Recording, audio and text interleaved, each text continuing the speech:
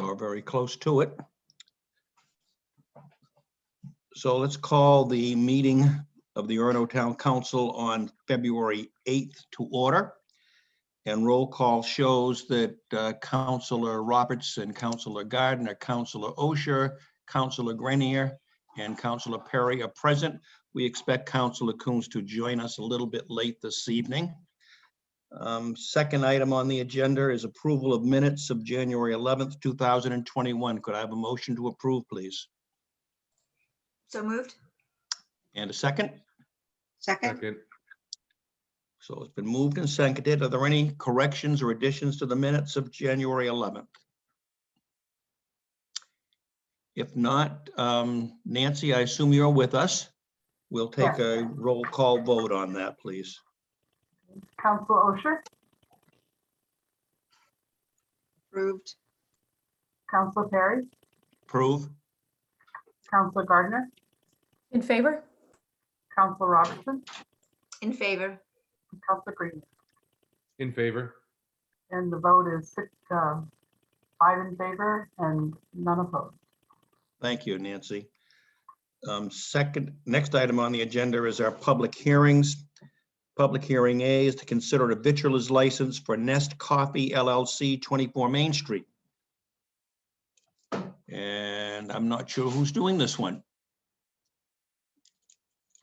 Hi, this is Patrick Estee, Code Hi, Enforcement Officer. And staff has done all inspections and is recommending approval. Are there any, I'm not sure, we do have some public with us, I guess. Any comments for or against this?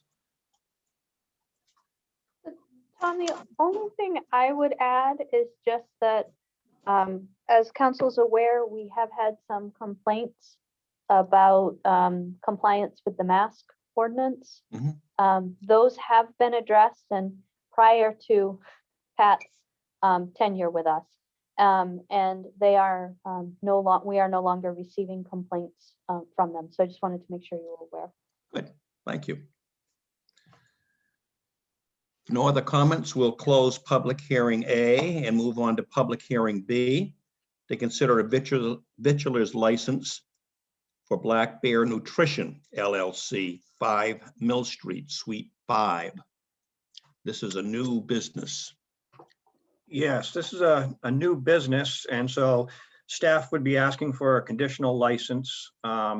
They'd like to open March 1st is the plan, and they won't be occupying the space unless a certificate of occupancy is passed by me.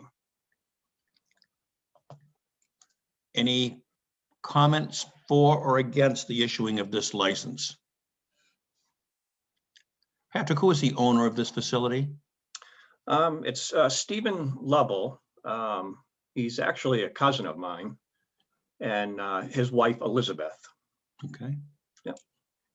Thank you. Yep. And they hope to open approximately when? March 1st, if everything goes correctly.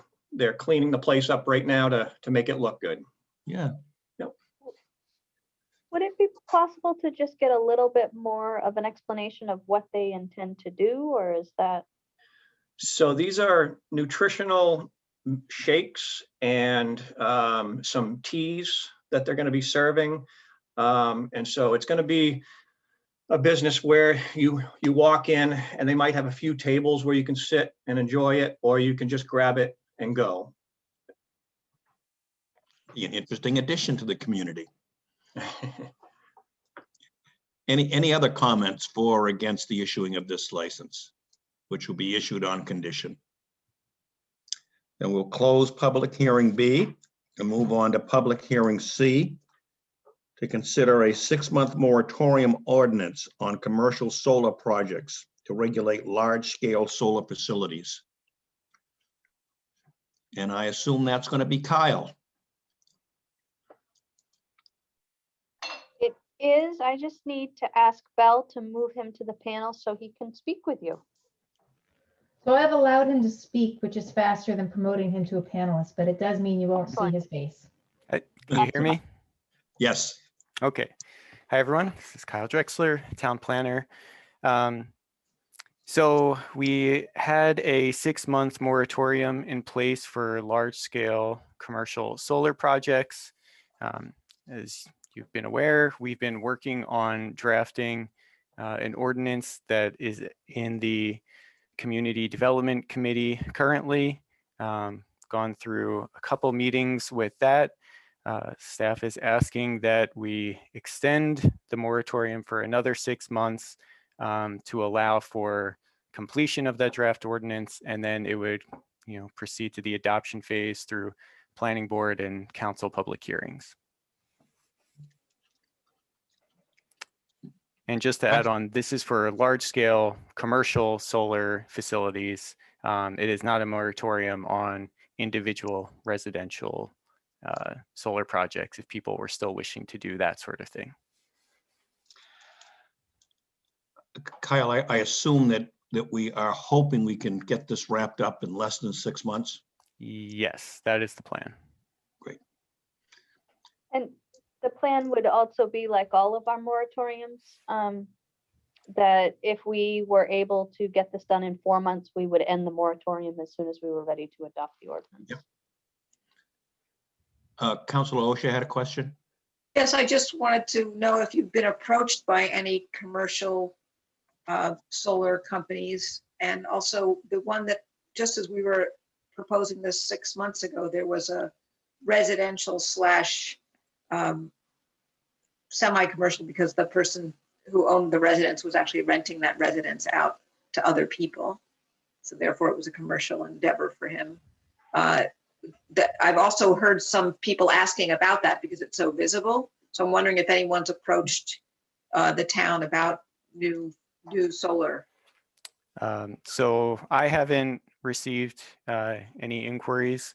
I'm not sure if anyone else in the community development office has been talking with anyone, but there's been no conversation at the planning level as far as where those sorts of facilities would be allowed and the approval process. So there are no real reports there. As far as that kind of residential project, I believe I know the one you're referring to, and that was approved and permitted beforehand. So that's been in operation. Any other questions on this item for the public hearing? If there are none, we will close public hearing C and move on to acknowledgements by council members, and welcome Mr. Kuntz.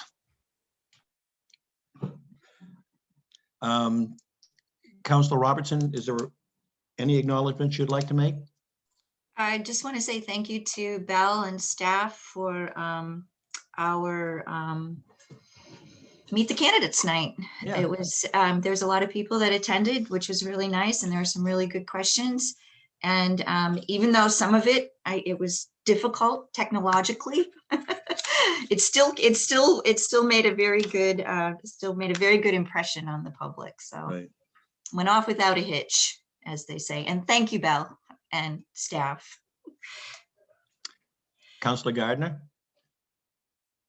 Yes, I'm sure that other counselors will want to join me tonight in acknowledging Dave Milan. He has, sadly for Orono, but probably good for him, has announced that he plans to retire this upcoming year in a few months. And, I just wanted to take a moment to acknowledge all the great work that he's done for this community. I know as a local business owner that we have first-rate service when it comes to getting questions answered, getting help, getting things off the ground. I know I have friends who own businesses in other communities and they're not always quite as fortunate. And also just from a council perspective, I mean, he's really gone above and beyond to try to, make things happen in this town and put people and businesses in spaces. And although he promised he wasn't going to leave until he got his white whale of Ayers Island finished, I think we'll allow him to sail off into the sunset a little bit early. But thank you so much, Dave, for all the work that you've done for this community. When does he lose his Orono.org email? Because we gotta know, we have to know like how to find him. Oh, we can find Dave. We will find Okay. him wherever. Thank you. Councilor Osher? The session has started and I want to thank, there's people from Orono that have been putting in testimony in the legislature, and it's really great to see Orono represented by citizens that are stating how they want to see our state laws change.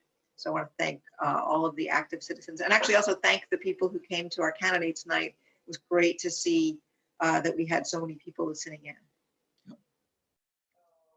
Councilor Grenier? I would also like to echo what Councilor Gardner said. I have, in a short period of time, really enjoyed the interactions and the laughter along with Mitch and Dave. We had a great time planning for Orono's part in the Maine State birthday. Sadly, we couldn't make it there for the parades and stuff, but I was so excited when I didn't realize that Dave and Mitch were apparently they're masters at making floats. So it was a fun time doing that stuff, and I look forward to continuing to see him around and contributing in some capacity to our community. Yep. Councilor Coons? Yes, I apologize for showing up a little bit late. I had to take care of some personal fraudulent banking matters. So exciting, but everything all is well. Good.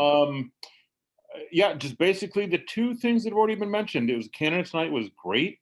Great to see so many candidates out there. Really get a good idea and kind of who's who and who's saying what and all that good exciting stuff. And also to echo the comments about Dave Mylan. Yeah, great guy. Boy, took a while for him to grow on me. No, I'm kidding. Dave's great, and his sense of humor is great. There's always some levity. I'm sure there's some moments of tension at times, and because everyone gets stressed every now and then. But I remember some of his ideas coming up in mainly like a parade that didn't move, and my initial thought of that was like, what kind of mad idea is this? And it turns out it was brilliant when we had that festival of lights where the floats from Bangor's Light Up the Night came here, and we just sort of parked them on Mill Street. And it was great. You know, we had such a good time, and I have phenomenal memories and photos from that, even when my daughter was about half the age of what she is now. And that's just one example of a lot of the great ideas that Dave had. So Dave, if you're watching this and getting all teary, listening to us, gush about you, you're fantastic, and we wish you all the best in the future, and I hope you stay in touch. Well, So I have allowed Dave to talk. oh, Because I feel as though he can't not respond to all of these accolades. I would just begin by saying that is the very first time. Usually Bell is hovering over the mute button anytime I have to say anything. So Bell, man, that's one for the books. So thank you very much, folks. We've still got another 4 or 5 months to go. So there's a lot of cool things that we're still going to continue to do. And as Sophie said, I've said I would be available to the town anytime, any hour, anything they need. I'm happy to help. So thank you for the kind words. I'm very humbled. Thank you, Bill. If we ever get to build that float, we'll be calling you. well, Dave, thanks for your comments. And I think it's obvious that the council feels you've been a wonderful addition to the community. We're fortunate that we've had you for 5 years. We wish we could keep you for another 5. But as a person who is enjoying retirement, I think you're making a wise decision. I'd also like to acknowledge David Chase, who volunteered to moderate our candidates night. He did a really nice job, and I appreciate his time and effort. And I hope we can send him a nice note, Sophie, recognizing that volunteer effort on his part. And I was very impressed by the quality of the candidates that we have running for office in Orono. We're fortunate to have citizens who step forward and willing to accept these positions. Okay, moving on to unfinished business. I don't believe we have any unfinished business. And we have a consent agenda. Could I have a motion to approve the consent agenda? Move approval? Thank you, Second. Sam. And second by Megan. Any comments or questions? Then Nancy will take a roll call vote on the consent agenda. Counselor Cook In favor? and Counselor Osher, Favor? Counselor Perry, In favor? Counselor Gardner, In favor? Counselor Robertson, Yes, in favor. and Counselor Greenyer. In favor. And the vote is 6 in favor and there are none opposed. Thank you, Nancy. We can move now to new business. And under new business, order 21-24 is our first item. Resolve supporting an extended producer responsibility for packaging law as endorsed by the legislature in 2019 through the passage of the resolve to support municipal recycling programs. And that is in the legislature, that was LD 1421. Sophie, are you taking this one? Or is So I Counselor can- Robertson? I can, but I think Counselor Robertson did all of the heavy lifting on this and would be most appropriate to speak. Great. Sure. The LD number has actually changed. It's LD 2104 now. So if you see it, if it starts moving through the legislator, it's going to be under that. It went through the revisioner's office. This is just a resolution that a lot of the towns, a lot of municipalities are adopting. It protects Orono's right to receive funding should this bill pass for revenue, a little bit of revenue from recycling programs. So we resolve to continue to recycle, and the producer responsibility lies not just with the consumer, but with producers. And there's a system that will be set up and an algorithm that will be set up. I don't foresee this really happening, right away. After it's passed, it probably will be another couple of years, or at least a year and a half to get it set up in the state. But it's one of the only producer responsibility or producer stewardship bills that is happening around the country. Even I think there might be another couple states right now, but Maine is really leading the charge in this. And I would love to see Orono be part of that, through passing a resolution, be part of that charge. I think it would be beneficial to our municipality in the long run if it gets passed through the state. But this is just a support for that legislation. Any questions or comments? This item has been through committee and it's been through workshop. It's followed our process for approving resolves and resolutions. Any comments? Yes, I would just encourage the public, if you get a chance, if we do end up passing this now, to read it. It's a pretty good common sense approach to what's becoming a growing problem. And there are a lot of folks in this community who are very passionate about recycling, and we have ways to go to make that situation better. But this is a program that's working across the world, and there's no reason why it couldn't work here. So I'm very supportive of boosting for the legislature. Thank you, Megan. Yeah, I just want to sort of echo that. And like Megan touched on, this is a community that is passionate about a number of issues, as is tonight's program. But I really want to thank Cheryl, the work that you put in on this, and getting it to us and working to develop this. It's really, your effort shows and your effort is appreciated. I fully support this. I think this not only is common sense and the right thing to do, I think it speaks very much to the majority of the people that I've certainly been in touch with in town about this. So I think this is a good fit for Orono as well. Could I did not ask for motion, so let's have a motion to approve this, and then we can continue with discussion if we need to. Move approval. And second, Second, okay. Any further discussion on this item? I just, Cheryl, this is actually, I'll just echo what everybody else has said, but one of the things I always thought about when it came to recycling as we've progressed through years and years is that ownership has always been put on us, when ownership should really be put on the people who are producing this stuff. So this, when I first was thinking about this, it really kind of hit with me like, finally, we're going to the source of where the problem really lies. Right. So thank you. yeah, thank you, Cheryl, for bringing this to us. And I think like any other good program, if producers, if we weren't using, or if we were using less and less recyclable material, then we're just going to work ourselves out of a program, hopefully. Yes. Right. So that the goal is to get them to be more conscientious, to get producers to be more conscientious. Ready for a vote? Okay, Nancy, would you take a roll call vote, please? Council Cook, In favor? Councilor Osher, In favor? Councilor Terry, In favor? Councilor Gardner, In favor?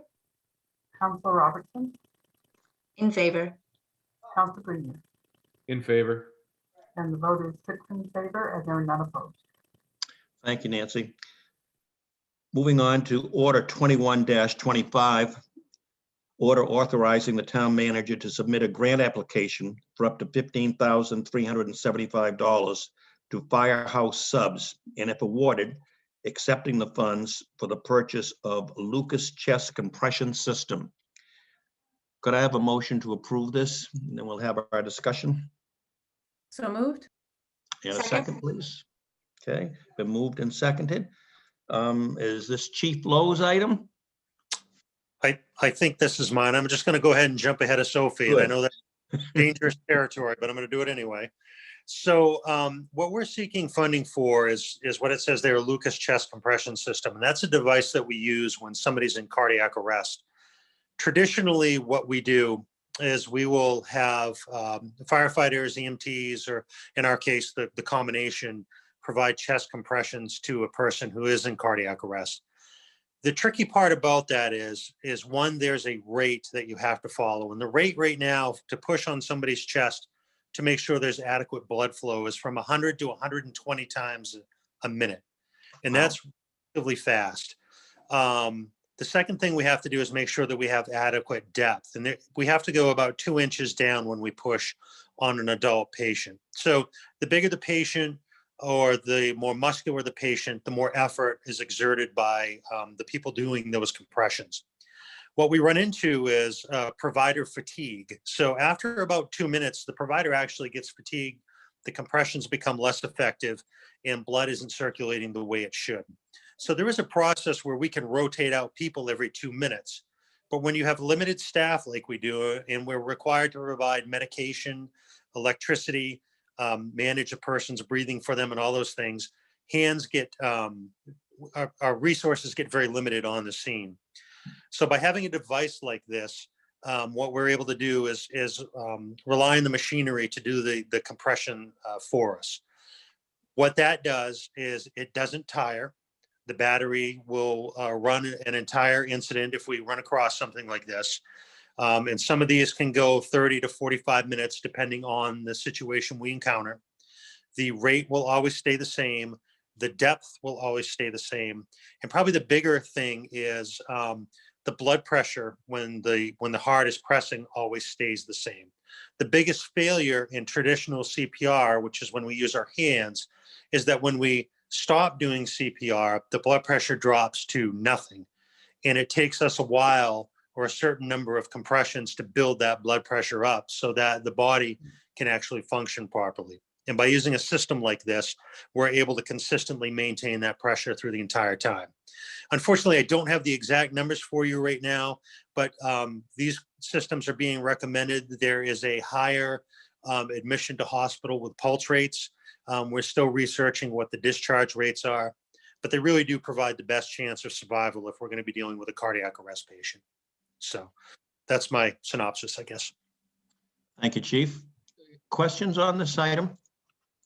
Well, I don't know if any of you have gone through CPR training before, but yeah, I mean, I used to live in fear that I mean, that's a lot. It's a lot of physical labor. And also I can imagine that it could be quite frightening to perform on an actual human. There are a lot of good reasons why this purchase would make sense. And I don't think you mentioned it, Chief, but one of the non-life-saving good reasons is also that this grant application has no matching funds requirement, right? Yep, that's correct. Which council likes to hear that as well. I did do a slight double take when I first read it. I thought you were purchasing this from Firehouse Subs, and I had no idea they were in that line of business as well. But again, this is a grant. I think this is great. I think it's fantastic. I know they do a lot of work to support emergency departments as well. So I think it's a fantastic opportunity, and it sounds like this would be a device that would be very useful and an excellent addition to our crews. So I have two questions. One, so I'm assuming the little picture at the bottom of our thing is the actual device, Yeah. right? Do you see these going down? If we have one, if Orono has one, would the ambulance, who would be carrying this device around? And would we need more than one at some point? So what I would be looking for eventually is two, but understanding what our resources are locally right now, I realize that's probably not going to happen. Ideally, there should be one on each ambulance. And do you see the price coming down at all? Like Not- 15,000 for this is I mean, I recognize this is a grant. That's not my issue. I was thinking more along the future, in the future. So for Maine, in a lot of areas, still relatively new technology is the way that I'll put it. And like anything new and flashy, the price is going to be up. Do I expect it to come down? Probably in like 5 years' time, but not until then. And my second question was about training. Consul Gardner brought up CPR training. I'm assuming that everyone will still be CPR certified. Yeah, that's a But requirement. that's going to be a trend that will continue. Yeah. Okay. Yeah. If the machine fails, you have to have a fallback, and that would be our fallback. Okay. Thank you. Any other questions?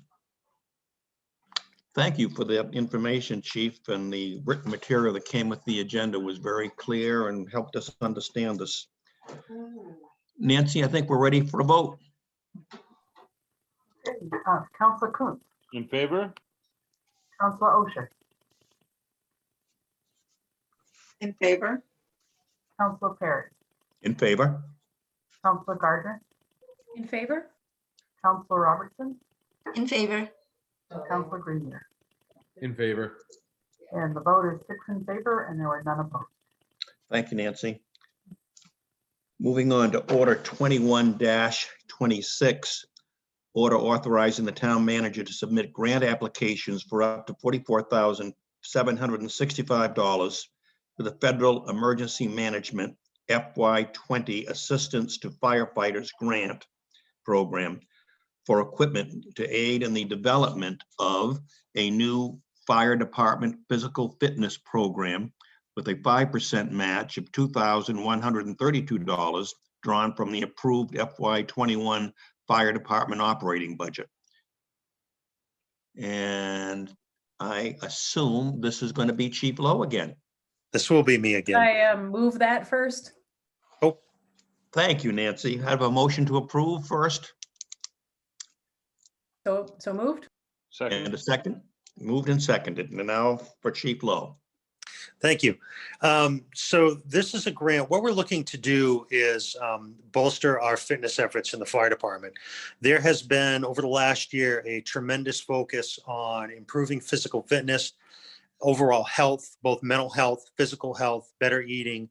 And what we realized is the fitness equipment that we currently have in-house is outdated, and really it's time to retire what we have. So we went through and looked at what some of the core equipment was that we would need.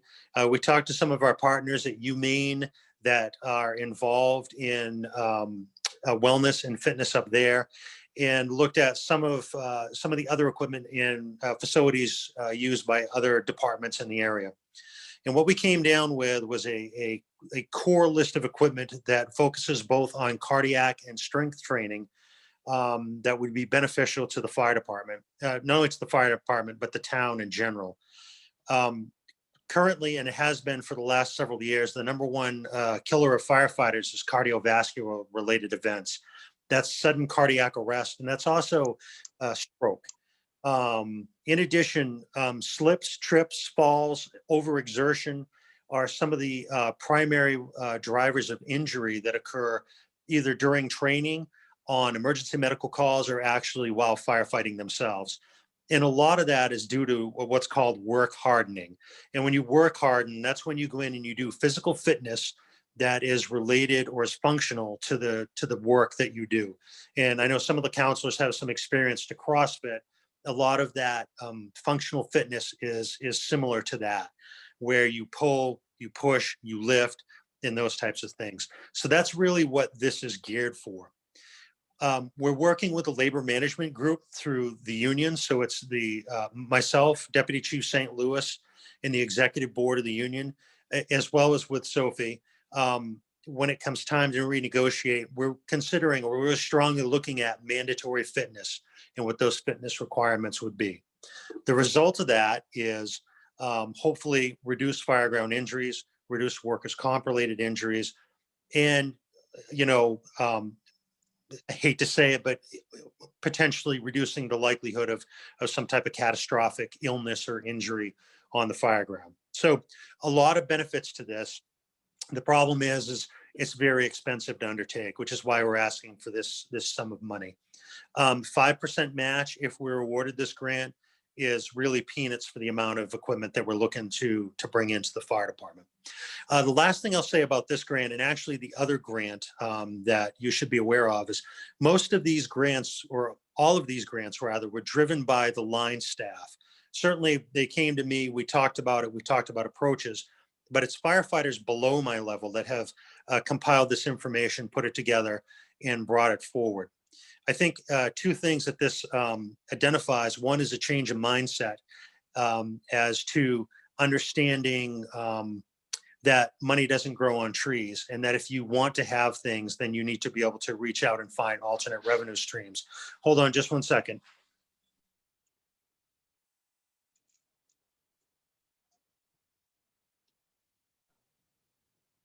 I will interrupt at this point and just say that, oh, there you go.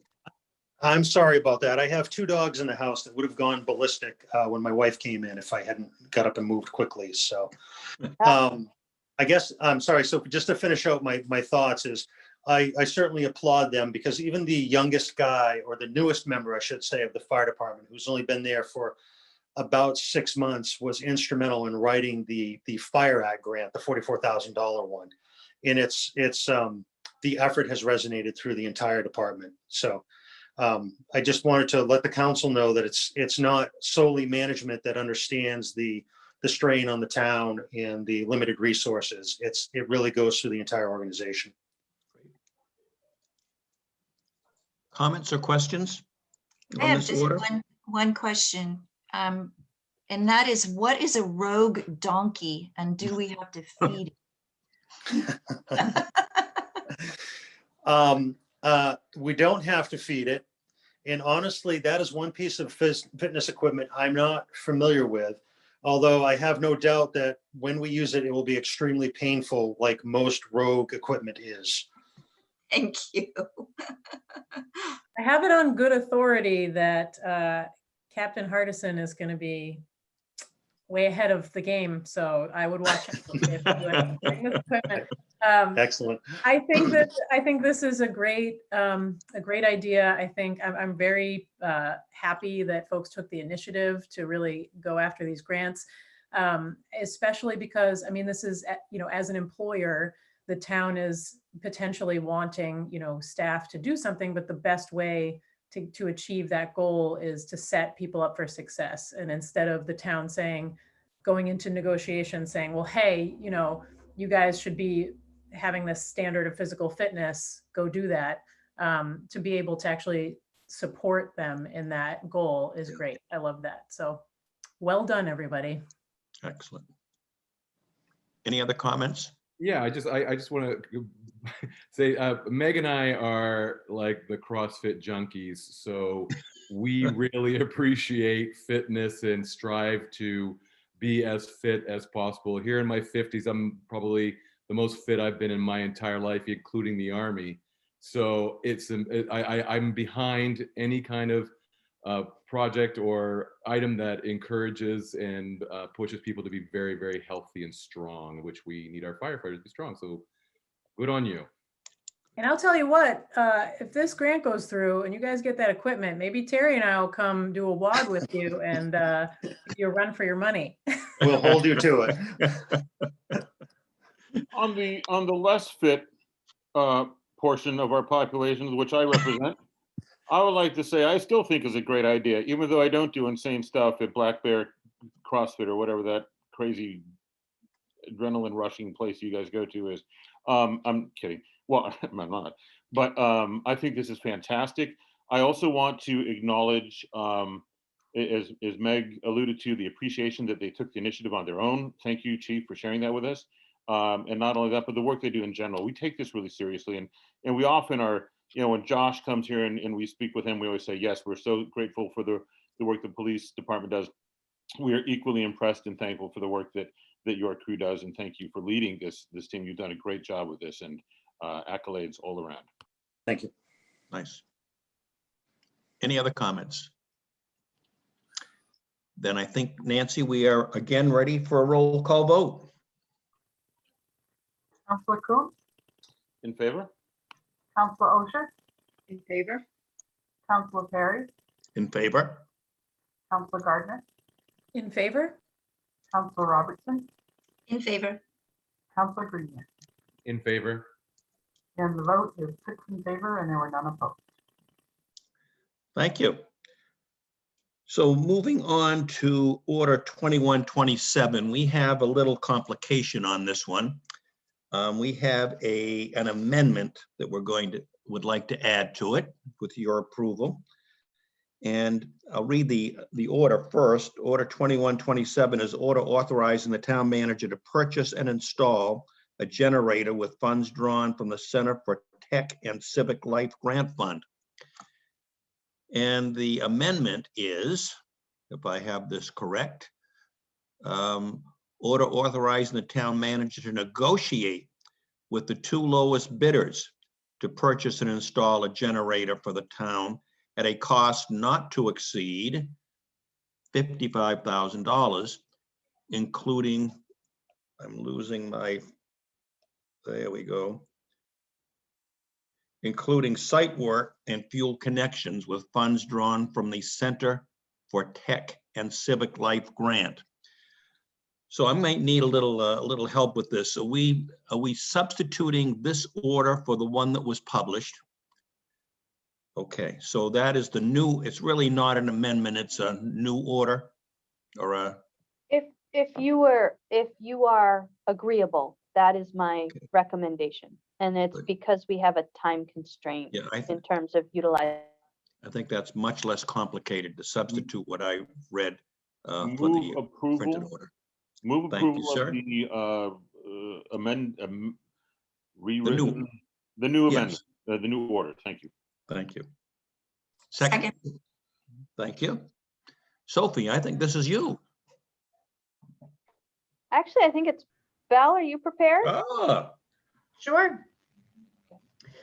So as council may remember, we received a very large grant to help with elections. Back in September, we received roughly $159,000.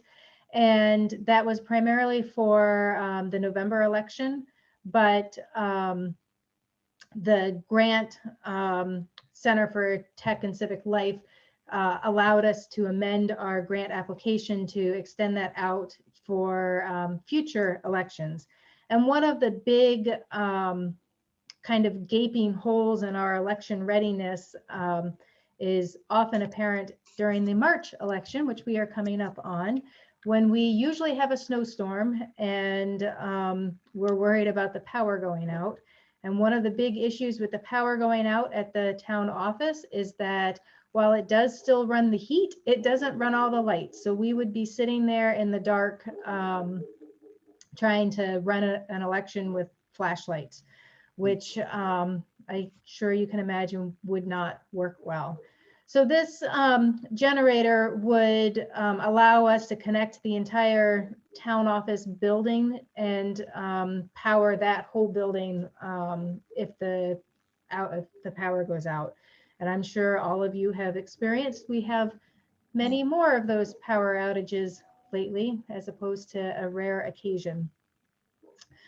We went out for a bid to kind of get a rough idea of the cost and brought that to you guys at a committee meeting, and it was substantially higher than we are asking for. We have since gone out to 2 other companies for a quote, and both of those came in very close to the same price, but with different equipment. So we'd like to negotiate with those 2 bidders to make sure that we get the best package possible for the town office. We did confirm that this is an allowable grant expense. Great. We might also add that, as my understanding is, that we currently share a generator with the the fire police department, and this will allow them to be more fully electrified when power goes out. Yes, they will Which be is able another to good thing. have lights in the locker room when the power goes out, which Yeah. again, not an ideal situation to try to be changing with a flashlight. Okay. So we do have a motion on this. Comments, questions from council members? I just had one question, and that is how much over the 55,000 were the vendors, or were they not? So it's pretty close. No, actually, the original quote was quite a bit higher.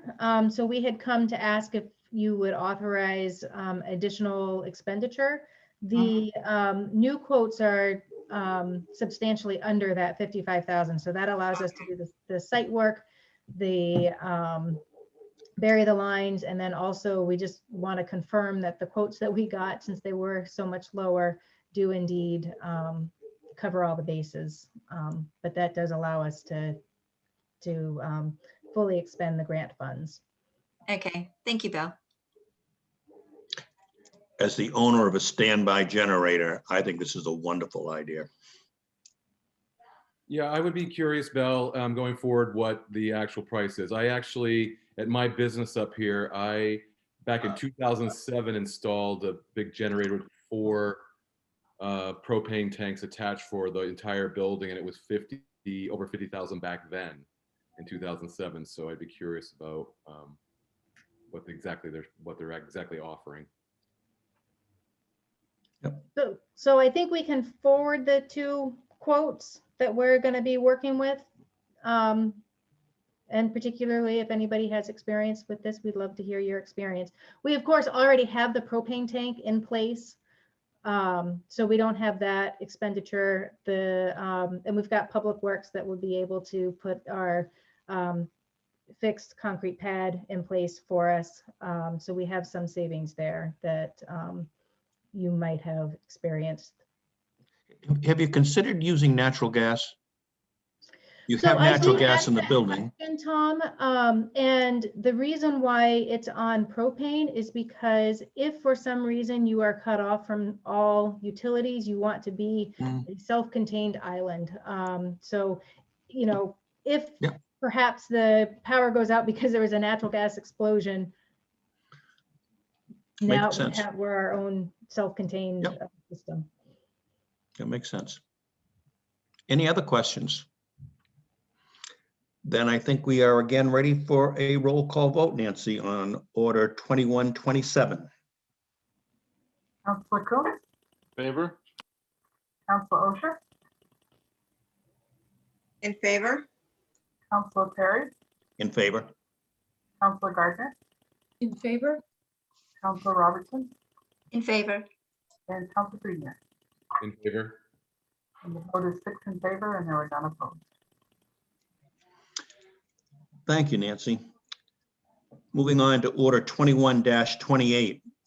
Order authorizing the loan of up to $5,000 made to Old Town Orono Fiber Corporation contingent upon receipt of matching funds from the city of Old Town to be used for legal expenses, and further to authorize the town manager to execute any and all necessary documents related to this transaction. Could I have a motion to approve, please? So moved. And a second. Second? Belle, is this you or is this Sophie? It's Belle. This one's me again. So as council may remember, we recently went out to RFP to seek a provider to light up the pilot network that we have in place. And as a result of that RFP, we would like to engage some legal counsel to make sure that as we sign contracts that we are doing so well protected legally, as opposed to thinking it looks okay from the layman's eyes. And we would be asking for an advance on that $250,000 bond that council approved for OTO fiber in order to do that. Any questions on this? Anything you want to add, Sophie? You all set? Okay. I think I'm all set unless you have questions. No. If there are no questions, let's move on to a roll call vote, Nancy, on order 2128. Okay. Counselor Coon, Move. In favor, sorry. Counselor Osher, In favor? Counselor Perry, In favor? Counselor Gardner, In favor? Counselor Robertson, In favor? and Counselor Greener. In favor? And the vote is 6 in favor and there are none opposed. Thank you, Nancy. And now on to order 2129. Did I miss one?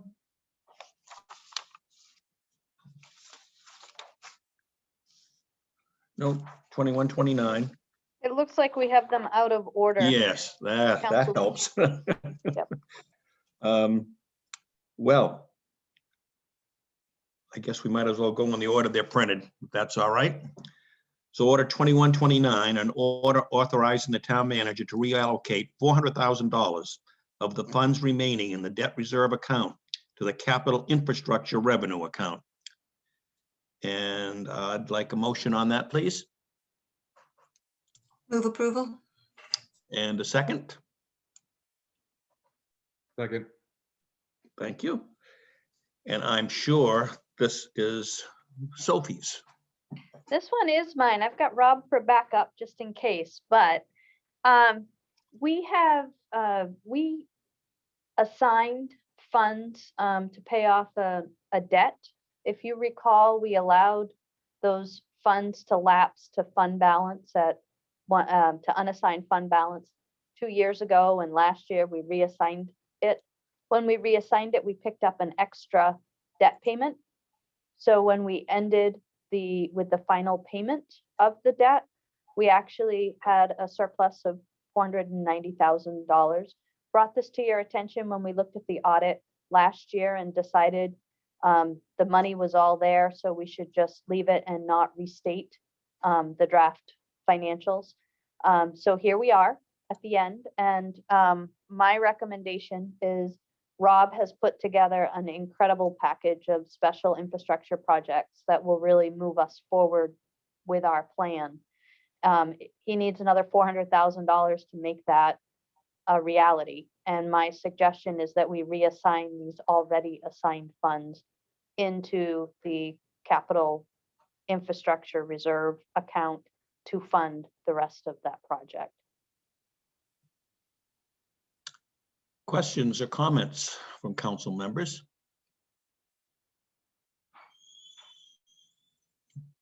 I see none. Get ready for a vote? Then Nancy, please do a roll call vote. Counselor Coons, Favor? Counselor Osher, Favor? Counselor Perry, In favor? Counselor Gardner, In favor? Counselor Robertson, In favor. Counselor Freeman. In favor. And the vote is 6 in favor and there are none opposed. Thank you, Nancy. And now on to Order 2128. Order adopting the following special 2021 capital infrastructure investment project budgets funded through $2 million in infrastructure bond proceeds and the remaining from capital infrastructure reserve fund.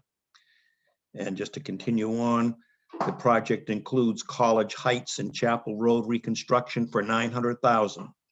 Mahaney Development reconstruction for $500,000. Route 2 culvert replacement matching funds for $270,000. North Main Avenue final phase, $230,000. And Main Street pedestrian and bike project for $500,000. Motion to approve, please. So moved? And a second, please. Second. Thank you. Sophie, Rob, I'm not sure where to go with this. I think, Rob, if you wanted to just give a brief overview of why we picked these projects and how you think this is going to work, that would be great.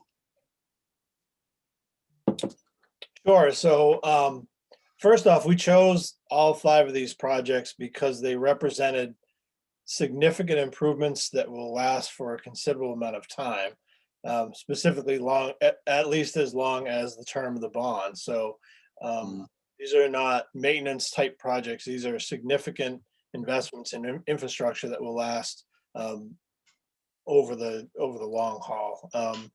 The College Heights project is a reconstruction of the drainage system, is what started the whole project. For both those, the drainage system runs between those 2 streets, sort of as a collection system that eventually runs under College Avenue. So it made sense to combine those 2 projects. That's a closed drainage system, so it's a little bit more expensive because there'll be catch basin structures and pipe connecting them. And that includes reconstruction of the roadways for both College Heights and Chapel Road. The Mahaney development, so that's Mount View, Forest, Aaron, Frost Lane, that area is a little bit less expensive for a couple reasons. For one, a lot of that neighborhood lends itself to OBID drainage, so it's going to be ditch systems with culverts that will provide a lot of the support for the drainage in those areas. Reconstruction of the road, there's a little bit less road there too, so it kind of helps out there. But also we're doing this one in cooperation with the Water Pollution Control Facility. So there's going to be 2 projects going there. He's going to be doing a sewer upgrade, a sanitary sewer upgrade in that entire neighborhood. So the combination of the 2 projects lends itself to a little bit of cost savings there. Route 2 culvert project, that's a matching funds project. We worked with Maine DOT and BACS to assemble $1.1 million funded, 1/3 with federal funds, 1/3 with state funds, and 1/3 with local funds to replace a very deep, very large culvert that carries some significant drainage out there on Main Street. It's about a little more than a half mile from the VZ line. The important part about that is that the failing culvert has created some slope stability issues with Main Street, and through that corridor there's some significant utilities that run through there. So There's a couple water mains, 3 gas mains, some 3-phase power that's aerial. There's just a lot of infrastructure that's important. So if that road were to fail in that location, you could risk some pretty significant utility impacts that we want to try to avoid. As part of that, you'll notice that 1/3 of 1.1 million isn't 270,000. But staff was able to go out and work with DEP to get a grant to help support those. So we were awarded $95,000 for matching funds to help us pay for our 1/3. So that's that project, and that's a pretty significant one that'll be coming up. All these projects will be coming up for construction this summer. So it's going to be a busy one for us. North Main Avenue, the total budget for the North Main Avenue project, the second phase, which is essentially from Peters Street to Pond Street, will look a lot like the first in terms of elements. There's a little bit of drainage work. That's again closed drainage, which makes it expensive. There's some ledge in that area that's kind of complicated things, but I think we're going to be able to deal with that relatively well. But that's a reconstruction of the road, drainage system, new sidewalk, new road surface, curbs, all that will be included in that project. You approved 170,000 in this current fiscal year to support that total budget of 400,000. So the 230 we're requesting in the bond represents the remaining funds needed to get the project out to bid. And then the Main Street sidewalk project is a significant pedestrian and bike safety and ADA improvements project for pretty much the entire Main Street corridor. So we are working right now with Sebago Technics. They did the survey late in the fall. We got approval from you to move forward with that part of the project, and with intent to fund the rest of the project with the bond. This project is going to be significant for a number of reasons. However, the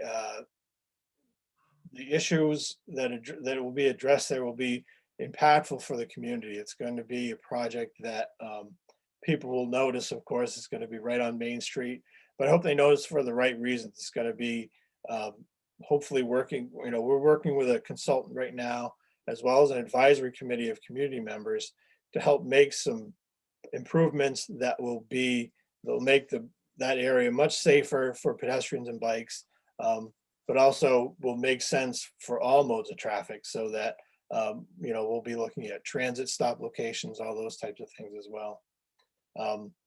That project is 500,000 of the grant fund, of the bond funds are included in that.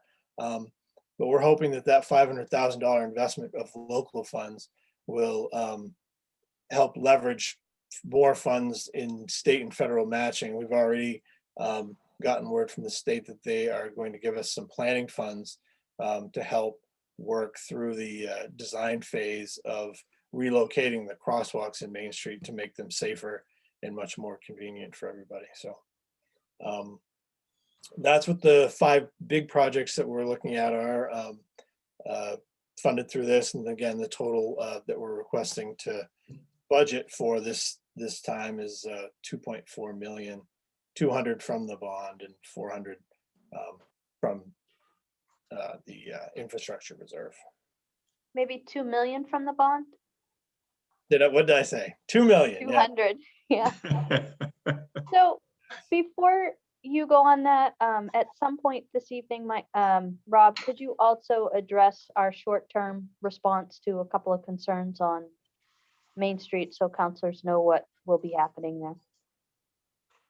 Yeah, so one of the issues with the crosswalks on Main Street is their visibility. It's been difficult. There are a few that they're on a skew, so they're not perpendicular with the roadway. So they go in between parked cars and those kinds of things. And so that creates some, potentially dangerous situations. So I'm going to be working with the police department to look at those crosswalks and create some buffer areas around the crosswalks so that we don't allow parked cars to block the view of the crosswalks from the traveling public. That's one of the big reasons that we'll be looking at curb bump outs and designated parking on Main Street is to help control so that we don't have people that are parked legally create unsafe situations for pedestrians and bikes. So we're going to be getting those temporary measures out there right away. Can we go into questions? I have a question. Sure, Thank you. please. Well, thanks, Rob. This is impressive. Hey, I think I asked this before. So you're going to get all this done this year. Okay, that's a whole lot of busy. That's awesome. Sidewalks. Does the Main Street pedestrian and bike safety project? I'm assuming that means we're redoing the sidewalks. Correct. So this project is going to be one that I think is going to turn into a two-phaser that we won't be able to, I think we may not be able to complete the entire corridor work in one construction season. Particularly, the biggest reason for that is that we want to be thoughtful and careful in the pre-construction work to make sure that we do this and do it right the first time. So we're going to be working with a consultant to help prioritize high priority elements of the project. So getting the crosswalks relocated and built properly, those types of things in the first year phase. And then there may be some other parts of the project, like, the connector sidewalks that we may not be able to get to this summer would follow in the following summer. And I just want to sort of reiterate what we probably all know, but I know this has been in the works for a long time. And there's been, and it takes a long time to plan it, to get approval, and then balance it with other jobs, that sort of take precedence, the whole prioritization. But I know the sidewalks have been rough. There've been a lot of people that have been upset about like accessibility and that sort of thing, with certain things. And there've been some patch jobs over the years since I've been on council. But it's great to see that it's finally here.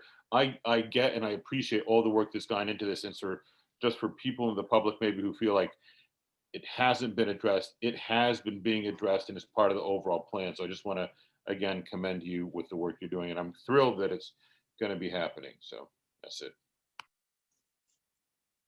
Yeah, as long as I've been on council, every year when it comes to budget season, I've watched Rob pull rabbits out of hats, and we can get away with this, and if we do this kind of paving and we can make it last for 10 more years, and has brought his institutional knowledge to try to extend a very limited budget to make sure that our infrastructure doesn't crumble. But you just can't do that forever. And I'm so glad that we're moving forward with some major projects. This is work that is necessary. And, for anyone out there who's wondered, well, like, why isn't the sidewalk, or why is this road?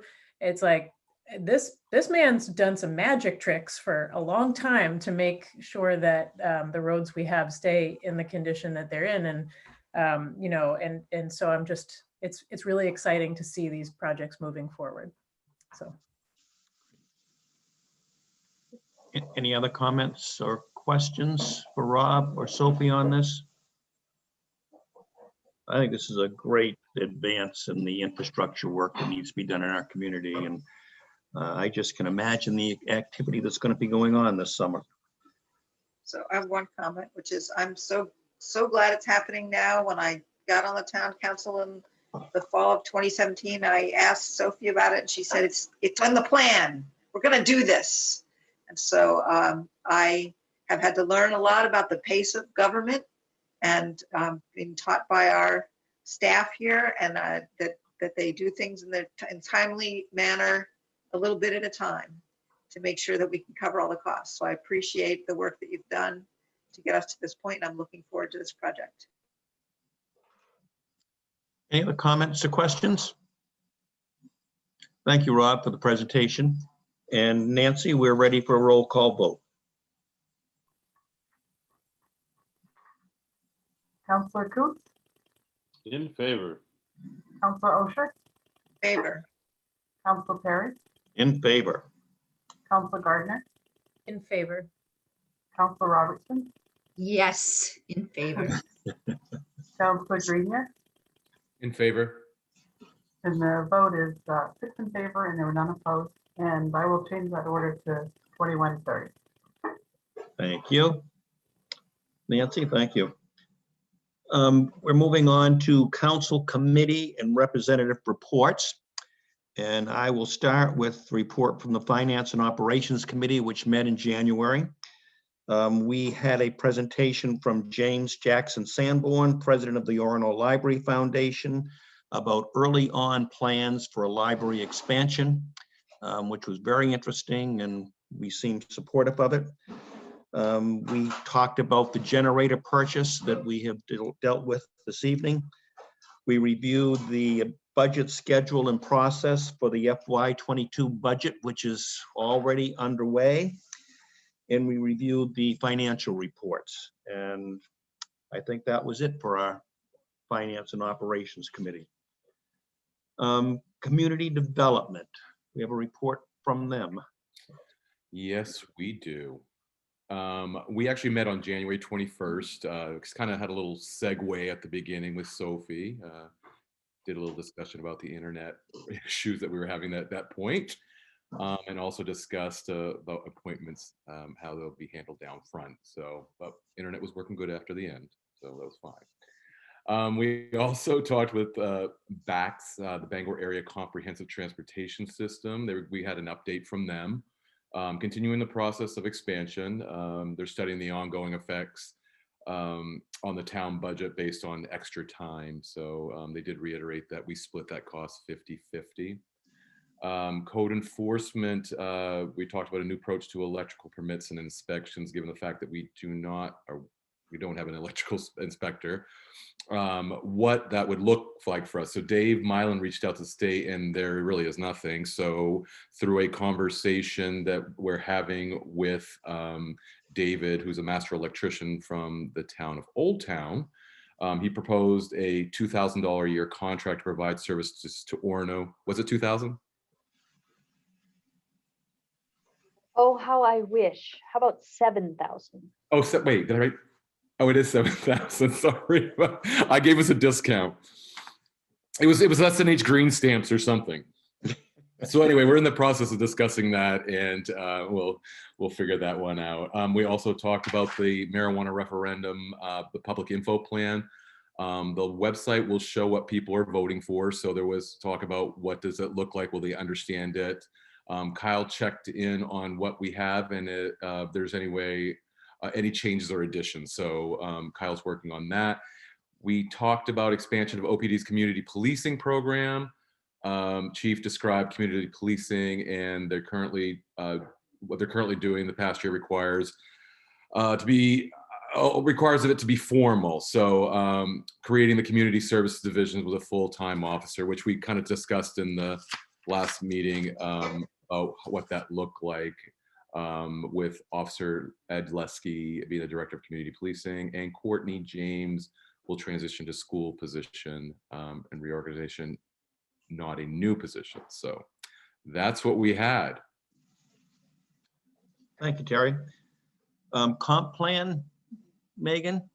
Yes, the comp plan met on February 1st, and the first item that we discussed was reviewing the final ordinance draft language related to MDR lot size reduction and the implementation of the village residential overlay district. So for those who've been following along close at home, this is a conversation we've been having for quite some time about lot sizes, and the ordinance language we were looking at would reduce in the MDR, the requirement from 20,000 down to 15,000 square feet for a lot size, and then implement a village residential overlay district around for MDR lots that are within walking distance of the village, would lower the lot size requirements there. So we have sent that off to the planning board, and council will see that language back again after it returns from the planning board.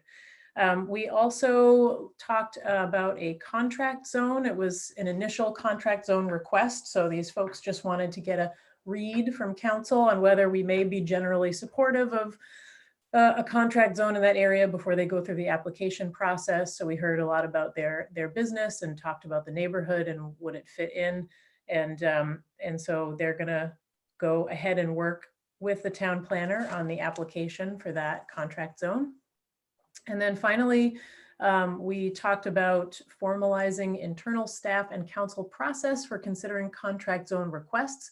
So this was an idea that our town planner and our town manager worked on to come up with a way to streamline the request process for contract zones to make it more efficient and less labor intensive in the initial stages for the town planner. So the committee was generally supportive of that, and I imagine we'll be seeing some language at some point about that.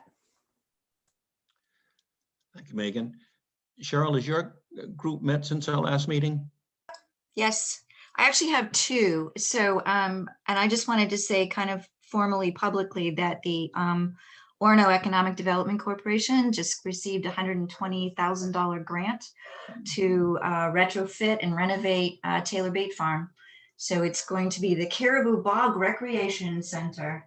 And so they are looking forward to putting that together. And there's still a little bit of work left to be done. And I think March 1st is a kind of a deadline for the corporation to get their paperwork in order and their financing in order. But it's very exciting. It's going to be fun out there. And I've been ice skating out there already and hiking and walking and stuff like that. So it'd be nice to have like a recreation center. And I think it'll bring a lot of economic, I don't know, what's a good word? Stuff to come in to Orono. So, and it's going to tie together the Orono Land Trust. It was an extensive Orono Land Trust, Town of Orono, University of Maine, all worked on this project. And so, you know, kudos to getting that grant funded. The Environment Committee meets every fourth Thursday of the month, and we are continuing to work on the charge. And I'd like to say we have one more one more community, one more committee member who has joined us. His name is Lee Warren. I think they're fairly new to Orono. He has a master's degree in environmental law and policy. So he's rounded out the committee. We have a lot of really good, smart people on this committee. So we're working on the plan, the environmental plan, and I know nobody really knows what's going on, but the last meeting that we had, these are some of the things that we talk about. Is we don't just talk trash, and we talk about all kinds of stuff. We talked about how to improve, advance, and modernize the design and construction of new buildings. Our topic is on municipal buildings, homes, and businesses at the moment. We talked about how to transition to cleaner heating and cooling systems with existing buildings. That's why I have all kinds of experts on this committee. How to improve the efficiency and resiliency of existing building envelopes, the outer walls of the building, retrofitting older buildings. We are working on lead by example in publicly funded buildings, and modernize and optimize the electric grid. And we're just kind of, at the moment, we're just kind of brainstorming. We went through transportation, and really what we're looking at is the Maine Climate Council recommendations, and we're fitting what we can do, what they'll support, including funding and supporting green banks. We talked about green banks a little bit, to incentivize projects. And we are working on trying to get this document to a point where, and I love this term, where Orono can be shovel ready when the time comes to start implementing some of these things. And I'm going to say this again, this is in the legislature this session. A lot of the environmental Maine climate action, the Maine Climate Action Plan is being taken up pretty extensively this year. So I think we're in a good place. I think that getting this kind of put together, as far as we can get it put together, is really going to serve Orono in the long run, because we're one of the few municipalities that is really kind of setting a standard for looking at our environmental policies and how they affect our decision making, actually, as a municipality. So we're just plugging along. It's so much fun. Anyone can come if they want. Thank you, Cheryl. You're very welcome. Thank you, Tom. Lori, any activity that you want to report on from the legislature? Yes, I gave testimony last week on LD2, an act to require the inclusion of racial impact statements in the legislative process. And that was introduced by Assistant Majority Leader Rachel Talbot Ross. So that's the policy side. And she's also, as our Assistant Majority Leader, organized education sessions. So every Friday afternoon, we have opportunities to learn. So the first session was on racial impact statements, so that those of us in the legislature can understand how these work. So in the legislature already has that there should be a financial impact statement. That's already a law, that any bill that goes in, there has to get a fiscal note, so an analysis of how much it'll cost, so that when approving something, you know what the impact will be. And so this would make another tool, which would be a racial impact statement, to identify if some bill that you put in may have a differential impact based on the race of the citizen. So anyway, she's also organized an Equality and Justice Caucus, and this past Friday and next Friday we are doing trainings on implicit bias. So I think that it's a model what the state is doing, to say that the legislators ourselves will learn, just as we're doing here tonight, where Megan will be leading us in a discussion of a book about anti-racism, but also at the same time introducing policy that we would use to make our state policies better. So that's on the racial economic justice front. I'm the co-sponsor of the Healthy Soils Bill and the sponsor of a bill for incentivizing soil carbon storage, which is, I'm a soil scientist, so those are the two soil bills this session. There's, as Cheryl mentioned, bills about waste, bills about water quality, drinking water quality.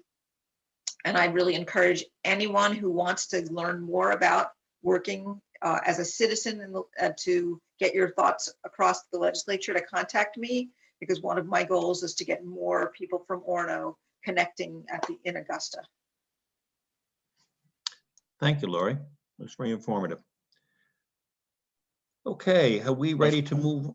I just want to mention one thing. Yes.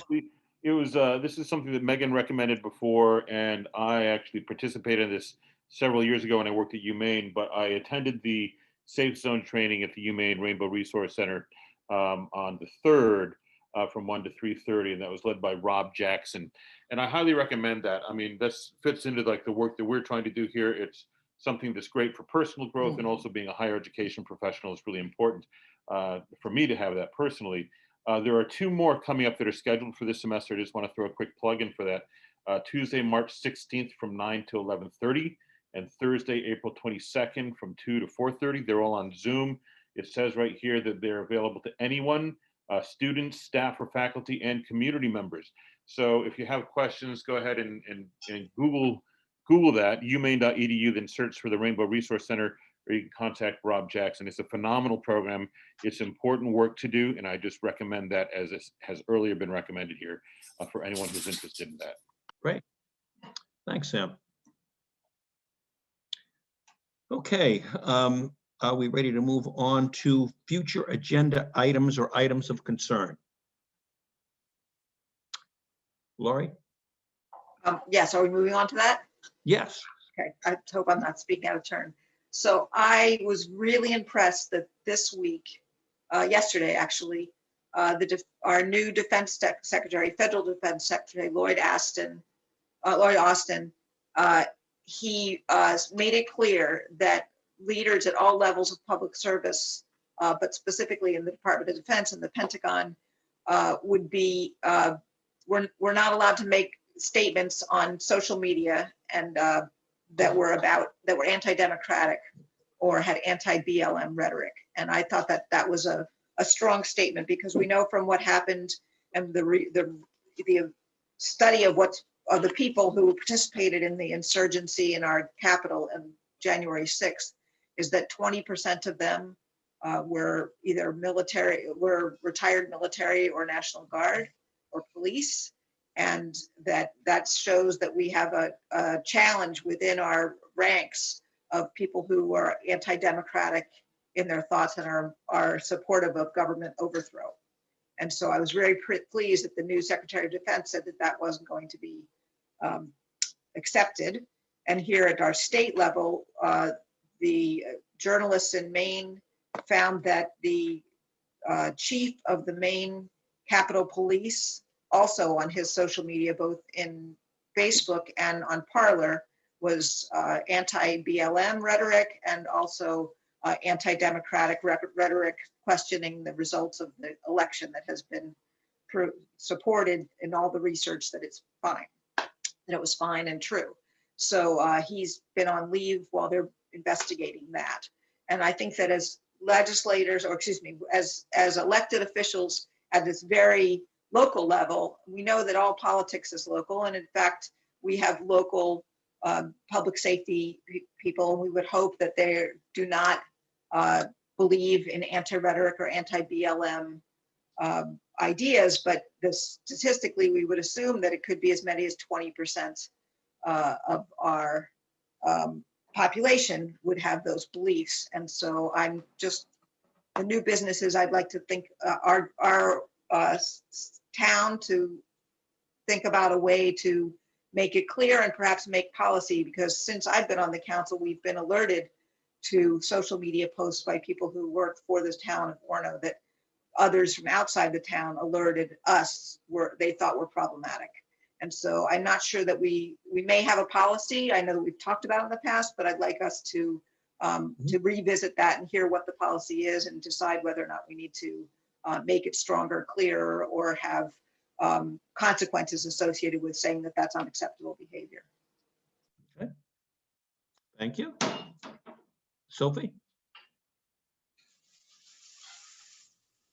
So I think one thing that council, number one, we do have policies. When people are working for us, we control their behavior. When they are not working for us, we do not control their behavior. If their behavior is linked because of posts on their social media pages to the town, we can control that to some degree. But when you work for the government, there are actually two different rules, one for employees in the private sector and one for employees in the public sector. And I think we need to be very careful, and I'm happy to do a training with council on the First Amendment and employee rights if you would like me to do that. Good. Actually, it's fine if you want to give us a training. I'd like to hear about what our rules are and what our and how our town manages that. We can do that. Other future agenda items or items of concern? Okay. Next item is public petitions. I do not believe we have any. And public comments. Do we have any public comments? I don't believe we have any public comments. So now we are going to move on to a workshop discussion, how to be an anti-racist. And Megan has once again agreed to facilitate our discussion on that. And thank you, Megan, for doing that. And I'll pass the baton to you. Okay, so before we dive into the book, I thought it might be helpful, and this is also just based on some of the conversation that happened at Candidates Night around the work that we're doing, and also the conversations around transparency. I know as a former non-council member of the public, that, local government can seem very opaque at times because there's a lot of stuff going on and it doesn't get media coverage the way that the state legislature or a federal government does. And so it can be hard to catch everything or follow along with everything. So I was racking my brain thinking about, how can we make this more accessible for folks who are following this issue and, maybe missed a meeting or something fell through the cracks. So the first thing is that now this is in rough shape because it's fresh, hot off the presses, the web presses. But if folks want to navigate on over to orono.org and pull down the council page, we now have, in addition to items under consideration and town council statement, we have a tab for diversity, equity, and inclusion. And what you'll see up there right now is I created a timeline of the work that we've done so far. So all the times that we've talked about planning, all the times that we have talked about trainings we've attended or documentaries we've watched. And in addition to the date and the title of the activity, there's also a link to the YouTube video, and it tells you, the link will take you directly to the part of the meeting where the conversation starts, but it also gives the timestamp in the text. This is, again, in rough shape. We're going to craft like an introduction to give it context so folks know what it is. But for folks out there who want to catch up or stay involved and they may have missed a few meetings, this represents the bulk of the path we've been on and the work we've been doing in this arena over the last several months. And so, I encourage people to check those out. We've had a lot of interesting discussions, and now it's all in one place for ease of service. I also wanted to touch on, as we've discussed a few times, what council does and what staff does. They have two different sort of directives. Council, of course, sets policy, and the town itself, town staff, professional staff, their job is to implement policy and their job is operations. So when it comes to training and other initiatives like that, we're kind of focusing in one direction and the staff is doing their own work. And that's not always as visible to the public because it's, happening at the staff level. So I also just wanted to give a quick update on what staff's up to. Of course, staff has already been undergoing a lot of similar trainings to the ones we've been talking about for years now, on unconscious bias and harassment and all these different trainings upcoming. So former President Trump's ban on sensitivity training that discusses racial privilege made it impossible for the town to organize this type of work previously. However, Sophie just got word today that ban has been lifted. We couldn't do it before for the staff because it would have put our federal dollars in jeopardy. But now we no longer have that restriction. And so that would be the next item that Sophie would want to plan for staff, training on privilege. There's ongoing work with the university on a bias response team, including the website landing page. And this is an incredible, act of cooperation between the town and the university. It's really great to see. Also at the staff level, they've been rewriting the annual report to include and underscore the work that the town is doing to meet its goal of providing inclusive and welcoming services to everyone. They've also been doing research on some relevant work done by other communities across the country to make the town's web presence more inclusive and accessible, and getting ready to implement some of those things. And upcoming, in addition to work on racial equity, there may be some plans in the works down the road to do some training on gender identity as well. So the town is up to quite a lot. And as you've heard also, little bits and pieces here and there, we've had a lot of changes in the police department as well. For folks who may have missed this conversation, the department policies and the ability to very clearly click a button if you need to submit a complaint are on OPD's page on the orono.org site. And we've had the recent creation of the Community Services Division, which is very exciting.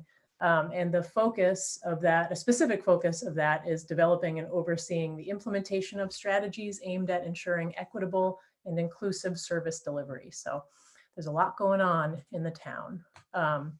Did anyone have any questions? Yeah. Yeah, can I, and Megan, I know, I feel like I'm kind of in a silo over here by myself, but I'm hoping that maybe you and I can get together, or I'll send you some notes that you are including some of the environmental racism that we're also talking about, which is part of this. It's part of this movement, and it's part of who we are as a municipality as a whole, not just individual people, but how we set policy, and especially around economic development and things like landfills and dams, and the things that affect our culture here, which is not necessarily just who we are as a person, but who we are as a community. So I'd like to add some of that into the website, if that's possible. Yeah, I mean, I really see this just as a place for the public for as much transparency as possible, for the public to just really see what we're up to, and have it all in one place so that folks can access it without having to dig through the archives, which is daunting. Even I am sometimes daunted by that, and I like meticulous tasks like that. Okay, so to move on to our discussion of the book tonight, How to Be an Anti-Racist by Ibram X. Kendi. For folks out there who haven't had the chance to read it yet, basically, Kendi weaves together history and politics and his own life experiences to examine the roots of racial injustice in America and the ways in which it continues today. And each chapter, so it's broken down into these chapters, and each chapter is a specific facet of racist hierarchies built into the structure of American culture and politics and society. And the beginning of each chapter offers a very succinct articulation of a racist thought process related to that item, and then what an anti-racist approach would look like by contrast. And so, I mean, it's a great read. If you haven't gotten to it yet, please do, for folks out there. So I wanted to just start as broadly as possible, and we can get more specific, as we go. But I know that when I was reading this, I just felt like I was reading it with two brains at the same time. One was, how am I synthesizing this as Meg, the person in the world who wants to be actively anti-racist? And then also, how am I synthesizing this as a town councilor who wants to apply these concepts to policymaking and governance? And so I just basically, big, broad question, what part of the book really grabbed your attention, whether that's personal or whether it's as a government official? Well, I'll go first. Actually, as I read through this, Meg, I have to say right at the beginning, I actually kind of got, it was weird because I've never ever read a book where the author is speaking life experiences and then gives you education, and then he finishes the chapter with going back to what the conversation was. And so I've written all those different, because I didn't realize there were so many racist type things. I mean, I was like just floored as everything is like as you look at it. But the one that's been really sticking out to me, and I think I don't know if it's from the business perspective or it's maybe from policy, but it's the part about how capitalism and racism are what they call it, the Siamese twins, or the twins. And that was the one part of the book where I went like, oh my gosh, when he talked about that, it was like, oh, that is so true. And it's perpetuated. I see it, as I had to think about it, it's perpetuated every day. So that would be the big part of the book that stood out to me. I agree that part, it had a huge impact. The whole, I haven't completed it yet, but the whole process of evaluating this with the idea that I have embedded within me, as we all do, a racist kind of belief system and structure, and I don't want to acknowledge that.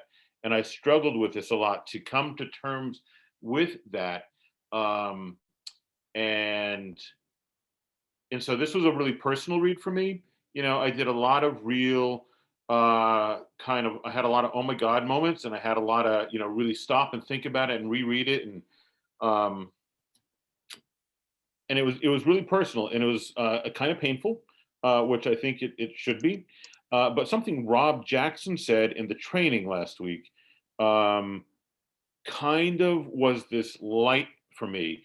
He basically, I'm going to get it wrong. But it was something about we are all products of the world we've grown up in, and we are all products of what we've been taught by either direct lessons or by absorbing in community and by our experiences.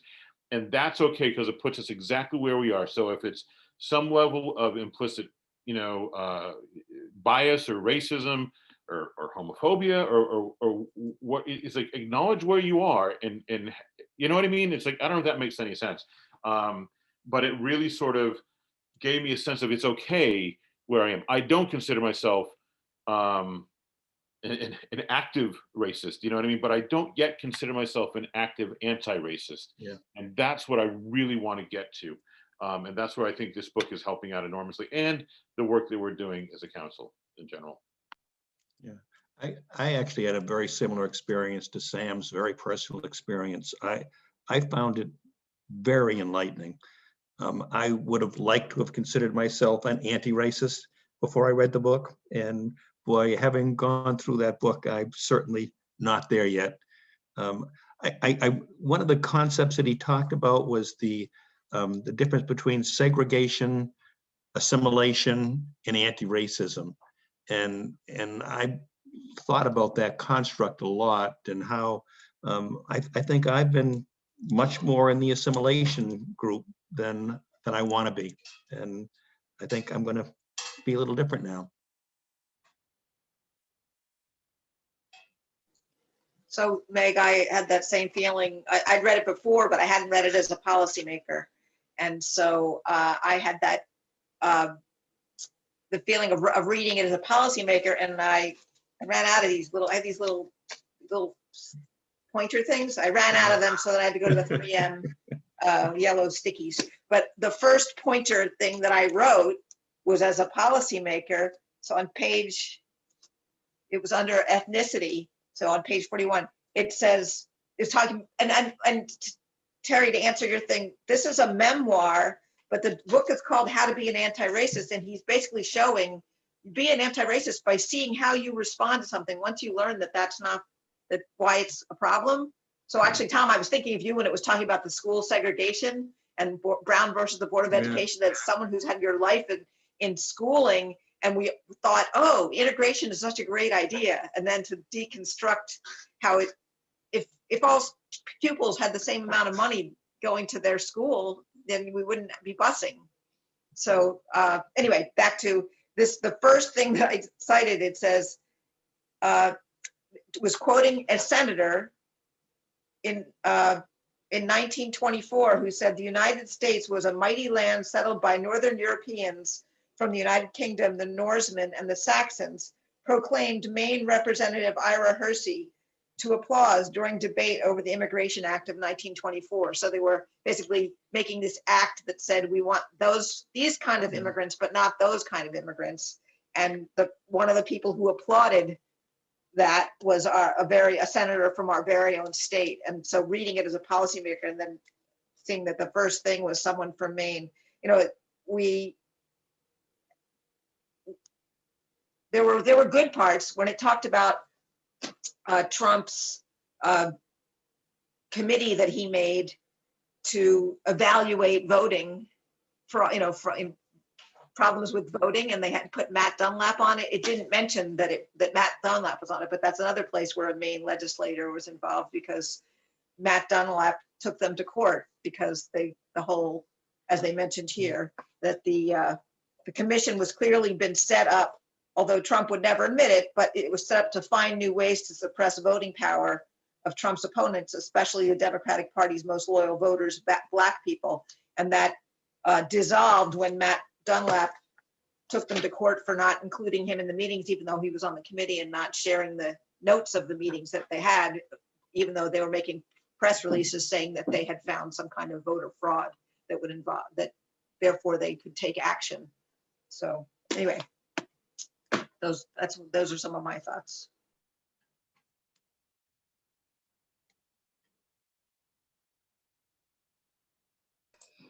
I have not read the book yet, but I am reading From the Ground Up, Environmental Racism and the Rise of the Environmental Justice Movement, which is taking me a really long time. But Yeah. I like, but I am interested in your discussion. I don't want to leave your discussion.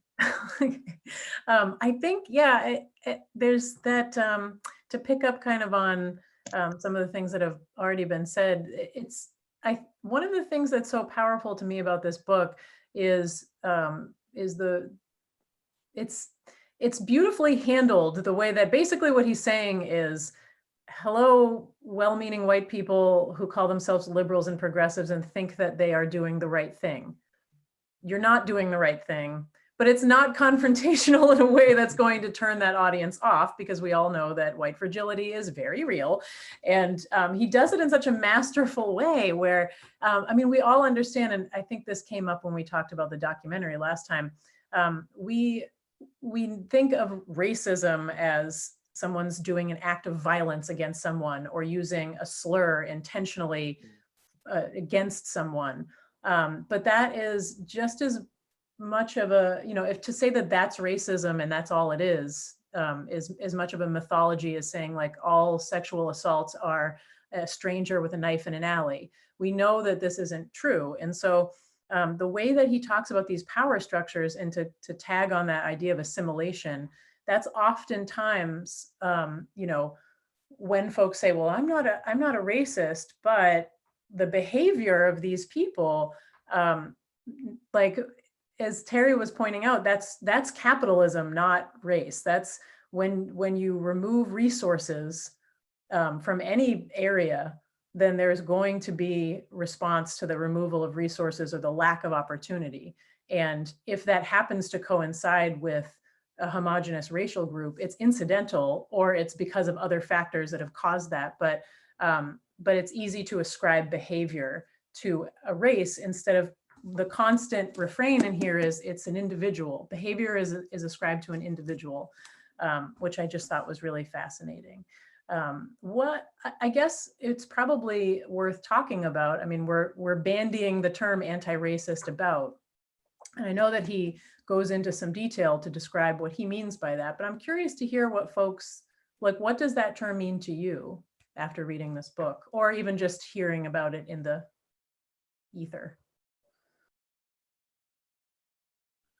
I guess for me, I think anti-racist on, I guess, every level, for me, is more about actively going against what the norm is of how people are racist. So if I see a situation or hear a situation, it's up to me to actively stop it. To put myself in the middle. This actually became a little bit easier because I didn't expect this gentleman to sit there and somehow flip it on its head by saying, I'm a racist, when you start about class racism with even like, and I'll use the word simply because it's what is in the book and it's actually a word. But when he said, as a white person, look at it this way, I was calling people who were poor niggers. And as a white people, we were calling our people white trash. And I'm like going, oh my God, I totally remember saying that. And so this gentleman's ability to really put it in perspective from him kind of caught me off guard, because when he starts explaining that it's just not just, here, but he's very clear constantly through this whole thing about you put the work in. It's what we do to go against the racism. So that's my thought. No, for me, it was just a matter of like, I'm just at a loss of words. There's no room for complacency. There's no room for, you can't just remove yourself from this, but you can't choose not to engage. because it exists and is pervasive. And to me, it's just, it should be,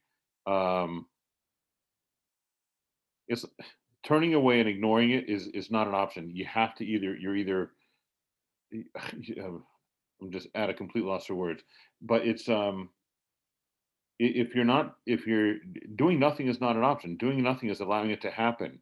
And by letting that roll, it's something that you're supporting, and so if you're going to support it, own that. But if you're don't say you're not, you have to be actively in opposition to it. Good Lord, I have no idea that made any sense at all. I can jump in here for a little bit just by listening to what you're Thank saying, you. trying to Thank you, tie it to Carol. I was something. struggling. Oh, sorry, Sam. I didn't know. I thought you might have been done. Are you done? Oh, okay. I'm sorry. So here's an example of something that's happening right now that you can tie to a racist behavior or racism, the CMP corridor. So we've all heard about the CMP corridor, right? And they're trying to put that, they want to continue the corridor up through Canada. It's 56 miles, and it's not about the environment.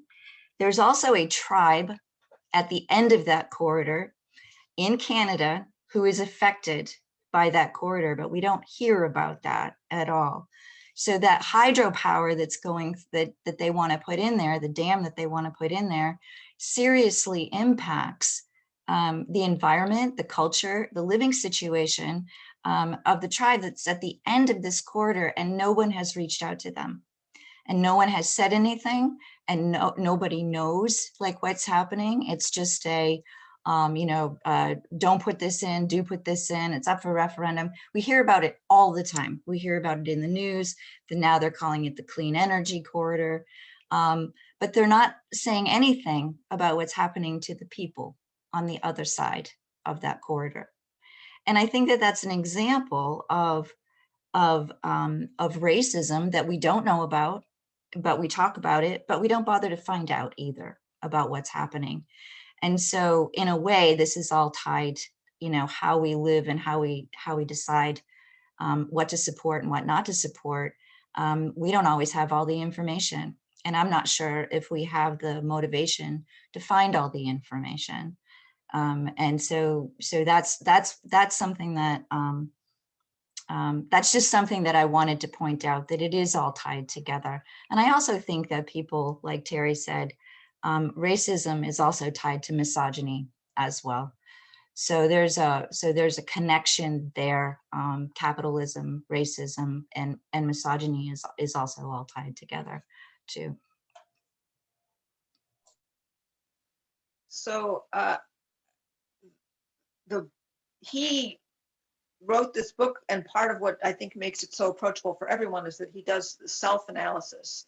So instead of, in the history, he points out things that he thinks are racist, but he said the really great quote, he says, when we stop denying the duality of racist and anti-racist, in other words, it's impossible that anyone could be completely anti-racist because we're all living in a racist culture. And but so there's not a duality that you either are a racist or you're an anti-racist. We all can strive to be as anti-racist as possible. So he says, we can take an accurate accounting of the racial ideas and policies we support. For the better part of my life, I held both racist and anti-racist ideas supported by both racist and anti-racist policies. I've been anti-racist one moment, racist in many more moments. To say Black people can't be racist, it's to say all Black people are being anti-racist at all times. My own story tells me that this is not true, and history agrees. So I think that's one of the things that makes the book so approachable, is that he's continuously evaluating things that he's doing and trying to figure out what the roots of racism are in them and how he might basically free himself from that slavery of having that mindset that something is caused because he's Black, or someone did something because they're white. In fact, that a policy should be evaluated, which is the brilliance of Rachel Talbot Ross LD2, is that she has this racial impact statement, so that you would look at a policy and say, and have basically a third party, not the person who wrote the bill, not the people who are discussing it in committee, but a group that's tasked with looking at how it may impact and whether, how it can be best be an anti-racist policy. So, and I guess the person, because he does encourage everyone to do personal work. So part of his story is in Philadelphia, and I'm from Philadelphia, so I know the places he was talking about. And at one point, he and his wife are in this restaurant, and some drunk white guy is being rude to a sculpture of the Buddha, and they have a discussion about how they would feel, he and his wife, of whether this person who was drunk and being rude in public, and how would they feel if he was Black? And they both felt like, oh, that would be bad, because it would be bad, make Black people look worse if this Black person did that. And so he's basically analyzing that they themselves had this feeling that somehow how a particular Black person behaves is going to impact the fate of all Black people. It's kind of a racist idea. And personally, I grew up, and my dad said it semi as a joke, but things would happen in the public sphere, and he would say, is it good for the Jews? And if someone was Jewish that was in the public sphere and they did something, then there would be this very, for example, how many Jews feel about Stephen Miller. We feel like that's really bad. If someone behaves in a way we think is reprehensible and they're Jewish, then we're super disappointed with them. They get more evaluation because we're concerned about how their behavior reflects on the rest of our community. So that one, besides that, I knew just where he was talking about, the space that he was talking about. I also had that. My dad, may his memory be a blessing. He died a year and a half ago, but I can still hear him when I'm talking with my kids about anything, in the public sphere. I can hear my dad saying that when I was growing up. Is it good or bad for the Jews, or how would we feel about the fact that this person is a Jew? Yeah, I think that one of the things that makes this book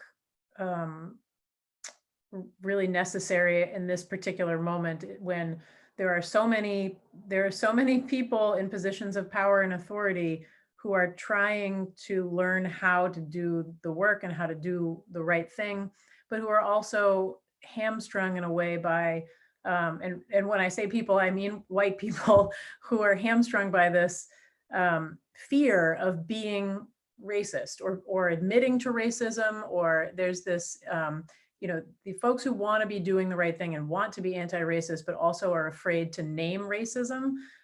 There's a passage that I thought was particularly interesting. It's on page 47 in the biology chapter. Kendi writes, in the liberal haze of racial progress, some well-meaning Americans started consciously and perhaps unconsciously looking for other terms to identify racism. Microaggression became part of a whole vocabulary of old and new words like culture wars and stereotype and implicit bias that made it easier to talk about or around the R word. I do not use microaggression anymore. I detest the post-racial platform that supported its sudden popularity. What other people call microaggressions, I call racist abuse. And I call the zero tolerance policies preventing and punishing these abusers what they are, anti-racist. Only racists shy away from the R word. Racism is steeped in denial. And I just find that really interesting because, I mean, who among us hasn't felt that strange discomfort of, trying to use all different kinds of other words and phrases to not say racism or to not call something racism when it is racism, and removing the stigma from that, because as Sam pointed out, what he learned through his recent training, we're all steeped in a racist culture. This is off topic, but not off topic. I saw a little video that Lizzo made recently, where she had an analogy that was really great. She said, we live in a capitalist country. And if you go to a store and you fill your basket with things and you bring it up to the register and the person says that'll be X amount of dollars, you don't question it because goods are paid for with money. That's what society is. Like, this is how our world is, and we're so used to it, we would never question that. That's also what racism is. And so for folks who are thinking like, well, you know, maybe it's not real or it doesn't exist. It's everywhere. It's systemic. It's around us and we're raised in it. And so we're going to internalize racist attitudes, ideas, thoughts, views of the world completely against our will. And all we can do is try to work through those and unpack those as we go. But there is a real fear for people who want to do the right thing, for white people who want to do the right thing, to not name it and not talk about it. But what that actually ends up doing, I mean, as I've was very much learned from this book and kind of had an inkling already, is it just allows white supremacy to maintain its hold. And that naming it and owning it and then working through it is really the only way to get through it. But I'll admit that it's uncomfortable for me as well. I've fumbled around terminology and said implicit bias and things when it just felt uncomfortable to say racist or to talk to somebody else and say racist. And I think I hope that we can normalize that language, you know, more as we move forward. Other thoughts? That's my teacher line and then I wait for an uncomfortable silence till somebody feels awkward and talks. Well, I'm gonna just pop in and you can stop me anytime you want, Adam. But I think the part that's hard is when we're dealing, and I'm just thinking about my role with staff. We have incredibly well-intended, caring, compassionate people on staff.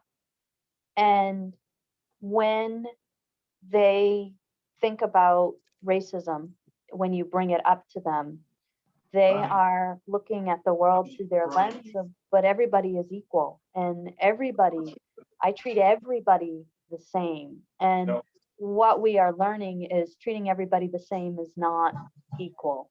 And we should be striving for equity and understanding where people are and what how our actions might impact them. So Megan talked a little bit about the work that we're doing on staff and some of the research, but we're running into some pretty neat information. And I don't know if maybe in March, Megan, it would make sense for us to bring some of that forward around policy development and matrices to begin to change the way we look at how we adopt policies and practices. I know it's not a silver bullet, but I do think it has taken some time for me to open the door for some incredible staff people to see that you don't have to say somebody is not equal to be a racist.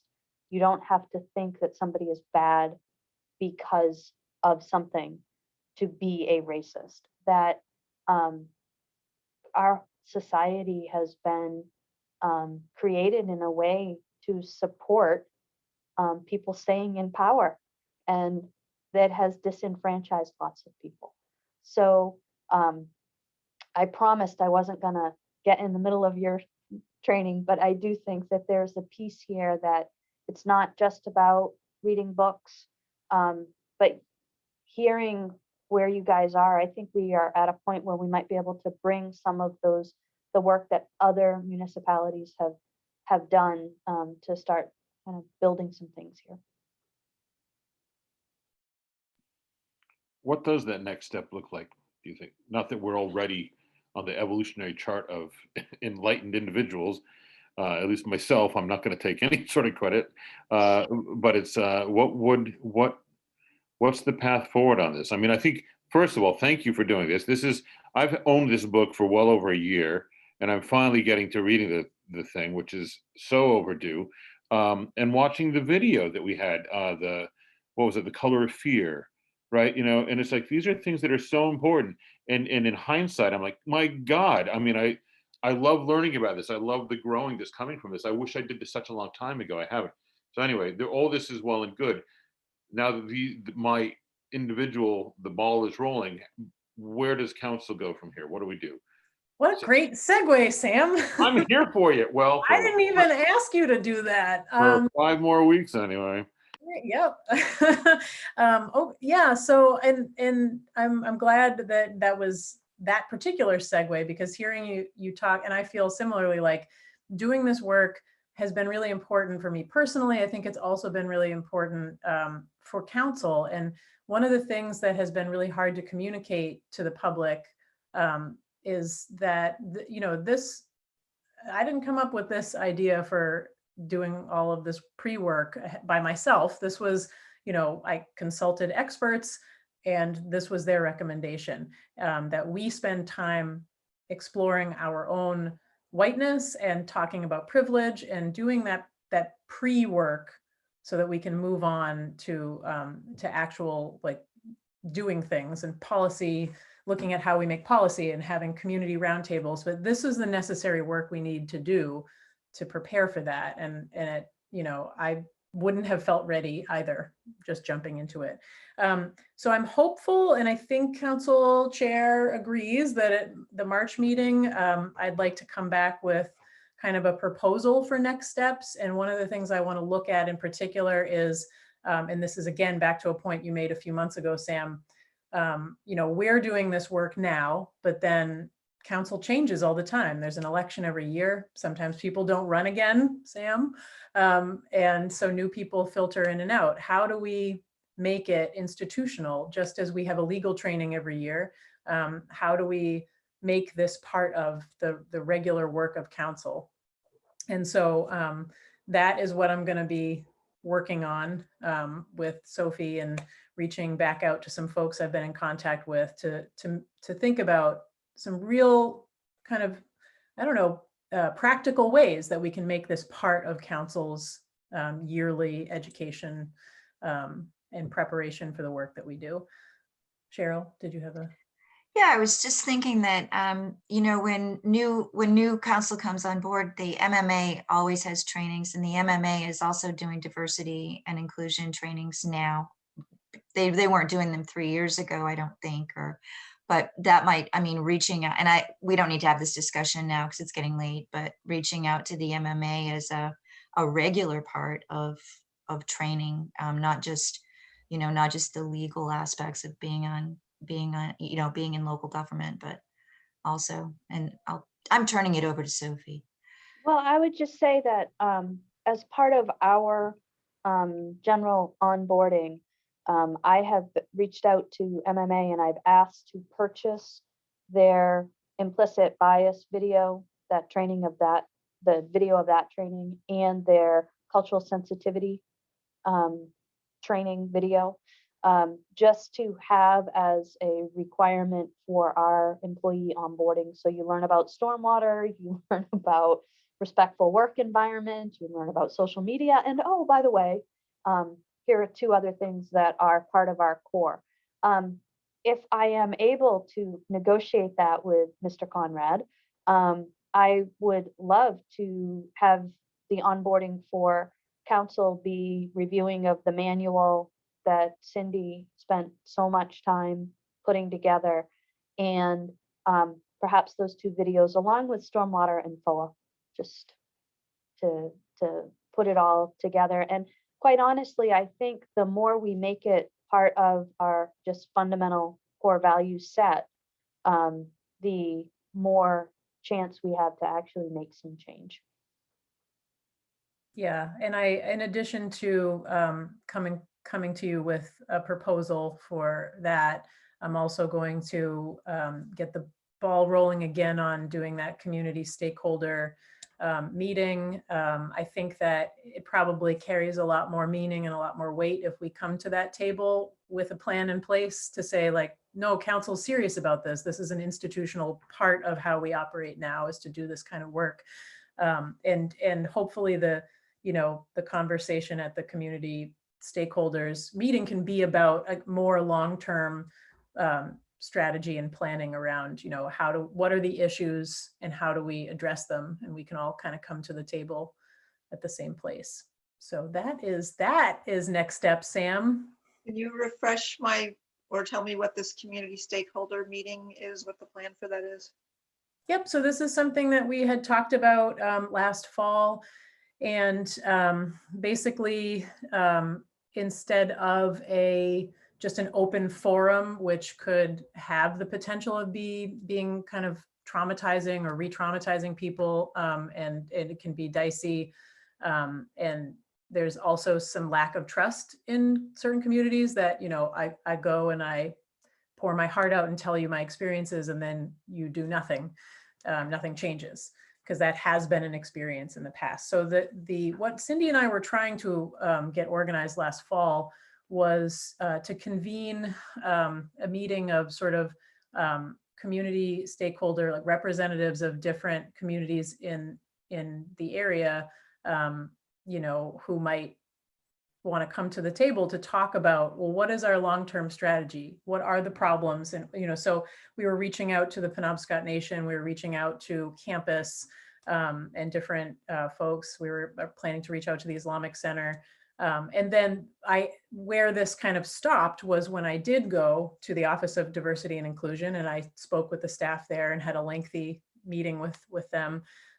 Their recommendation was to do this work first and not dive into just forming a committee or having a roundtable discussion, to show that we're actually coming to the table with good intentions and willing to roll up our sleeves and examine ourselves, and not just ask people of color to give without giving anything in return. And so now that we've kind of started that process, I'd like to go and revisit convening the community roundtable. So for the record, perhaps, correct me if I'm wrong, we haven't ignored the petition. We're just trying to make sure that things move forward in a meaningful and productive way, instead of just sort of throwing at the wall and seeing if it sticks. Thank you. So how does this committee, does it meet what this petition had asked for, and in the way it's constituted? I mean, Cindy and I were working on this sort of not in response to the petition. This was something that was already ongoing, and the reason behind it is in that we don't know what we don't know, and that the first step to determining, because there are many different ways between committees and commissions and citizen groups and advisory panels. There are many different ways, and different communities have done a lot of different research on different communities across the country and how they might handle a permanent group of some kind to tackle these issues. It's very much dependent on the community itself. And I think it's really important to be responsive to the community itself and not have a one-size-fits-all approach. And it seemed relevant to Cindy and I at the time that the way to come to that answer was to listen to members of our community who are perhaps most impacted by policy decisions that we might be making and not considering, you know, race and socioeconomic status and all different identities. And so the first step for what we thought would be productive is to convene that group of representatives and stakeholders in different communities to talk about what the problems are, and then how best to address those problems. What kind of a permanent situation would make most sense, and what would be the task of that group, and how would they interact with local government? So, yeah. And you know what, Megan, the way that this is going, the process, you're doing a wonderful job. I am fully on board. We're building the foundation, as I have explained to members of the community as well. We're building the foundation, and that's the important part, because otherwise it's just a one shot and everything falls apart and nobody talks about it again. And, you know, really just getting it. I mean, it takes a long time to recreate a system, and, you know, and that's what we're doing. And I think, and I'm just going to say, you're doing a great job.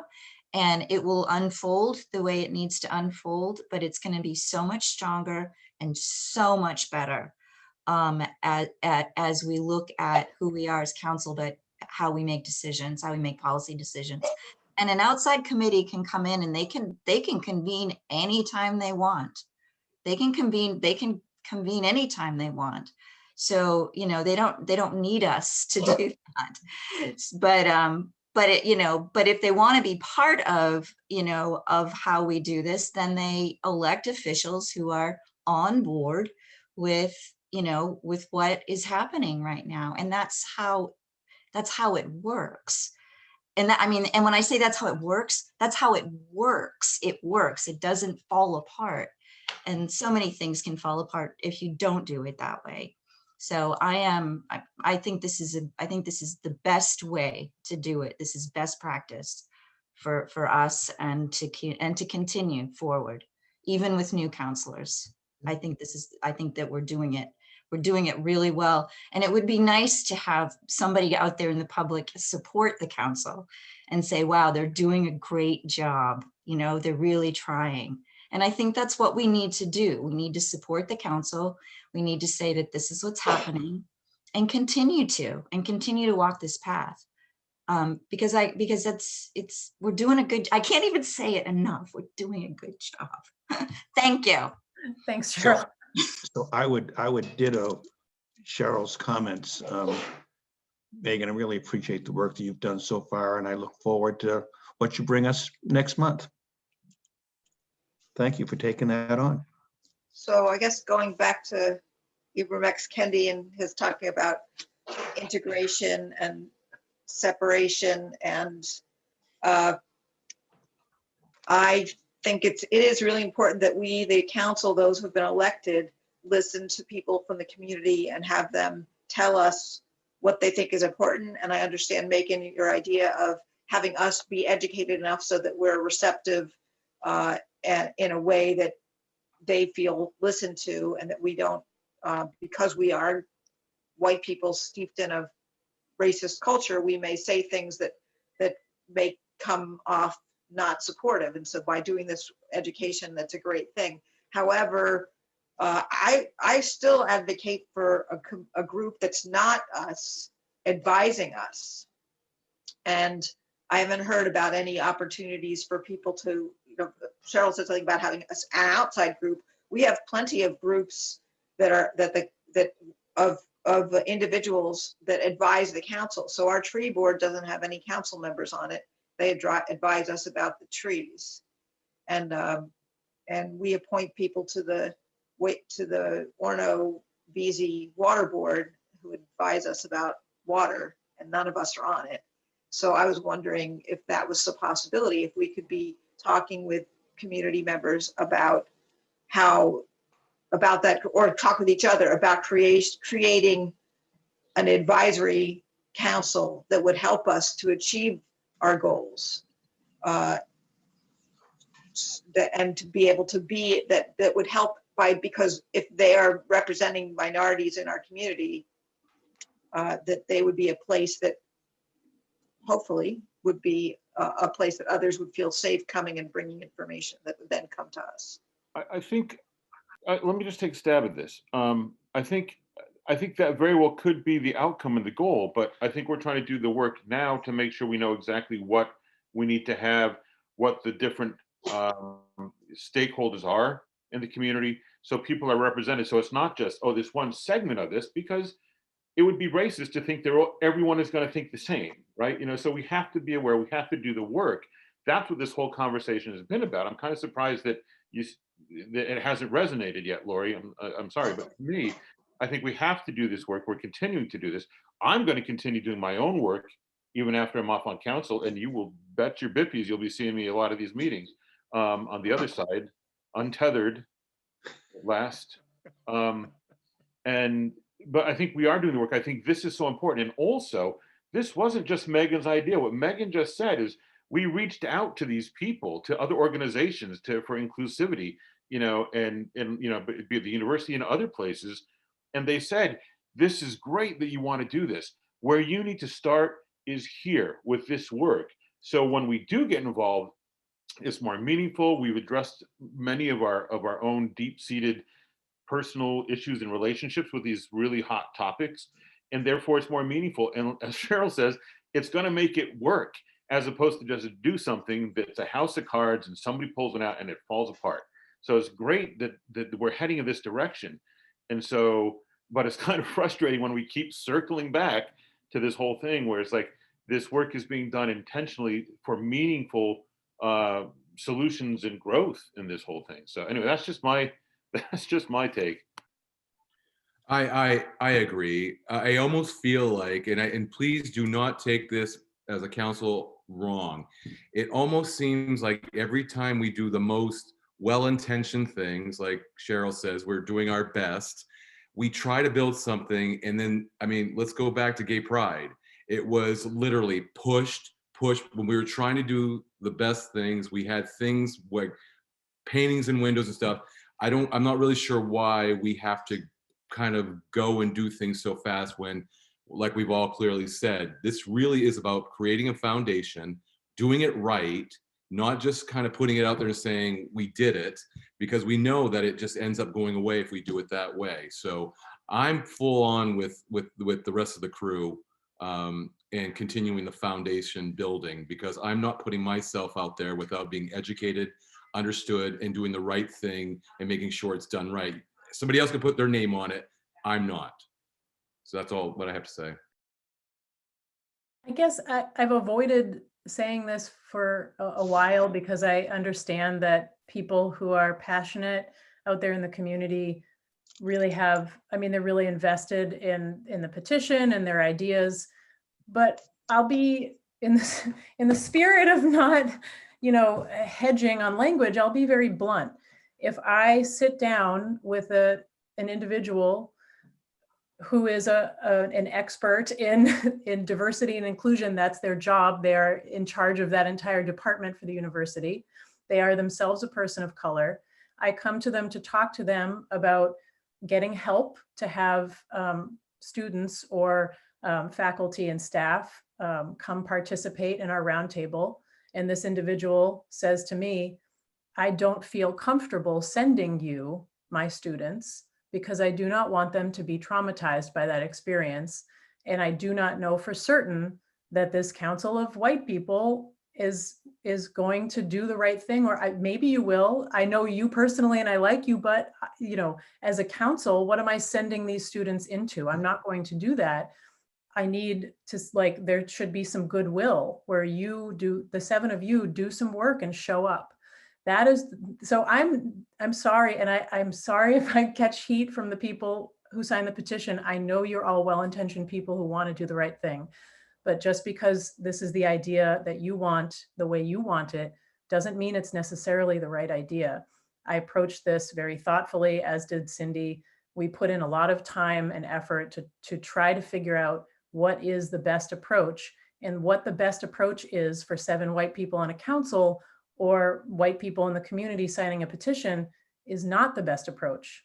So we received good professional advice, and this was the advice, and we are following it. And I feel very good about that. And I'm sorry if there are people in the community who are disappointed, but the work is ongoing. We are not sweeping anything under the carpet. We're doing the work, we're showing up, and we have a plan, and we're going to keep going with it. Thank you, Megan. Appreciate that. Okay. I think it's time for us to move on unless there's some pressing other business or comments. Sophie, you all set? Okay. So we'll look forward to our next meeting to revisit this topic and see where we go from there. Could I have a motion to adjourn? So moved. Thank you. Hi, Sam. Let me do it. Let me do Can it. we just do a wave? All those in favor? Okay, thank you all for a very productive meeting, and we will meet again soon. Bye all. Good night. Thank you. Be safe, everybody. Bye-bye.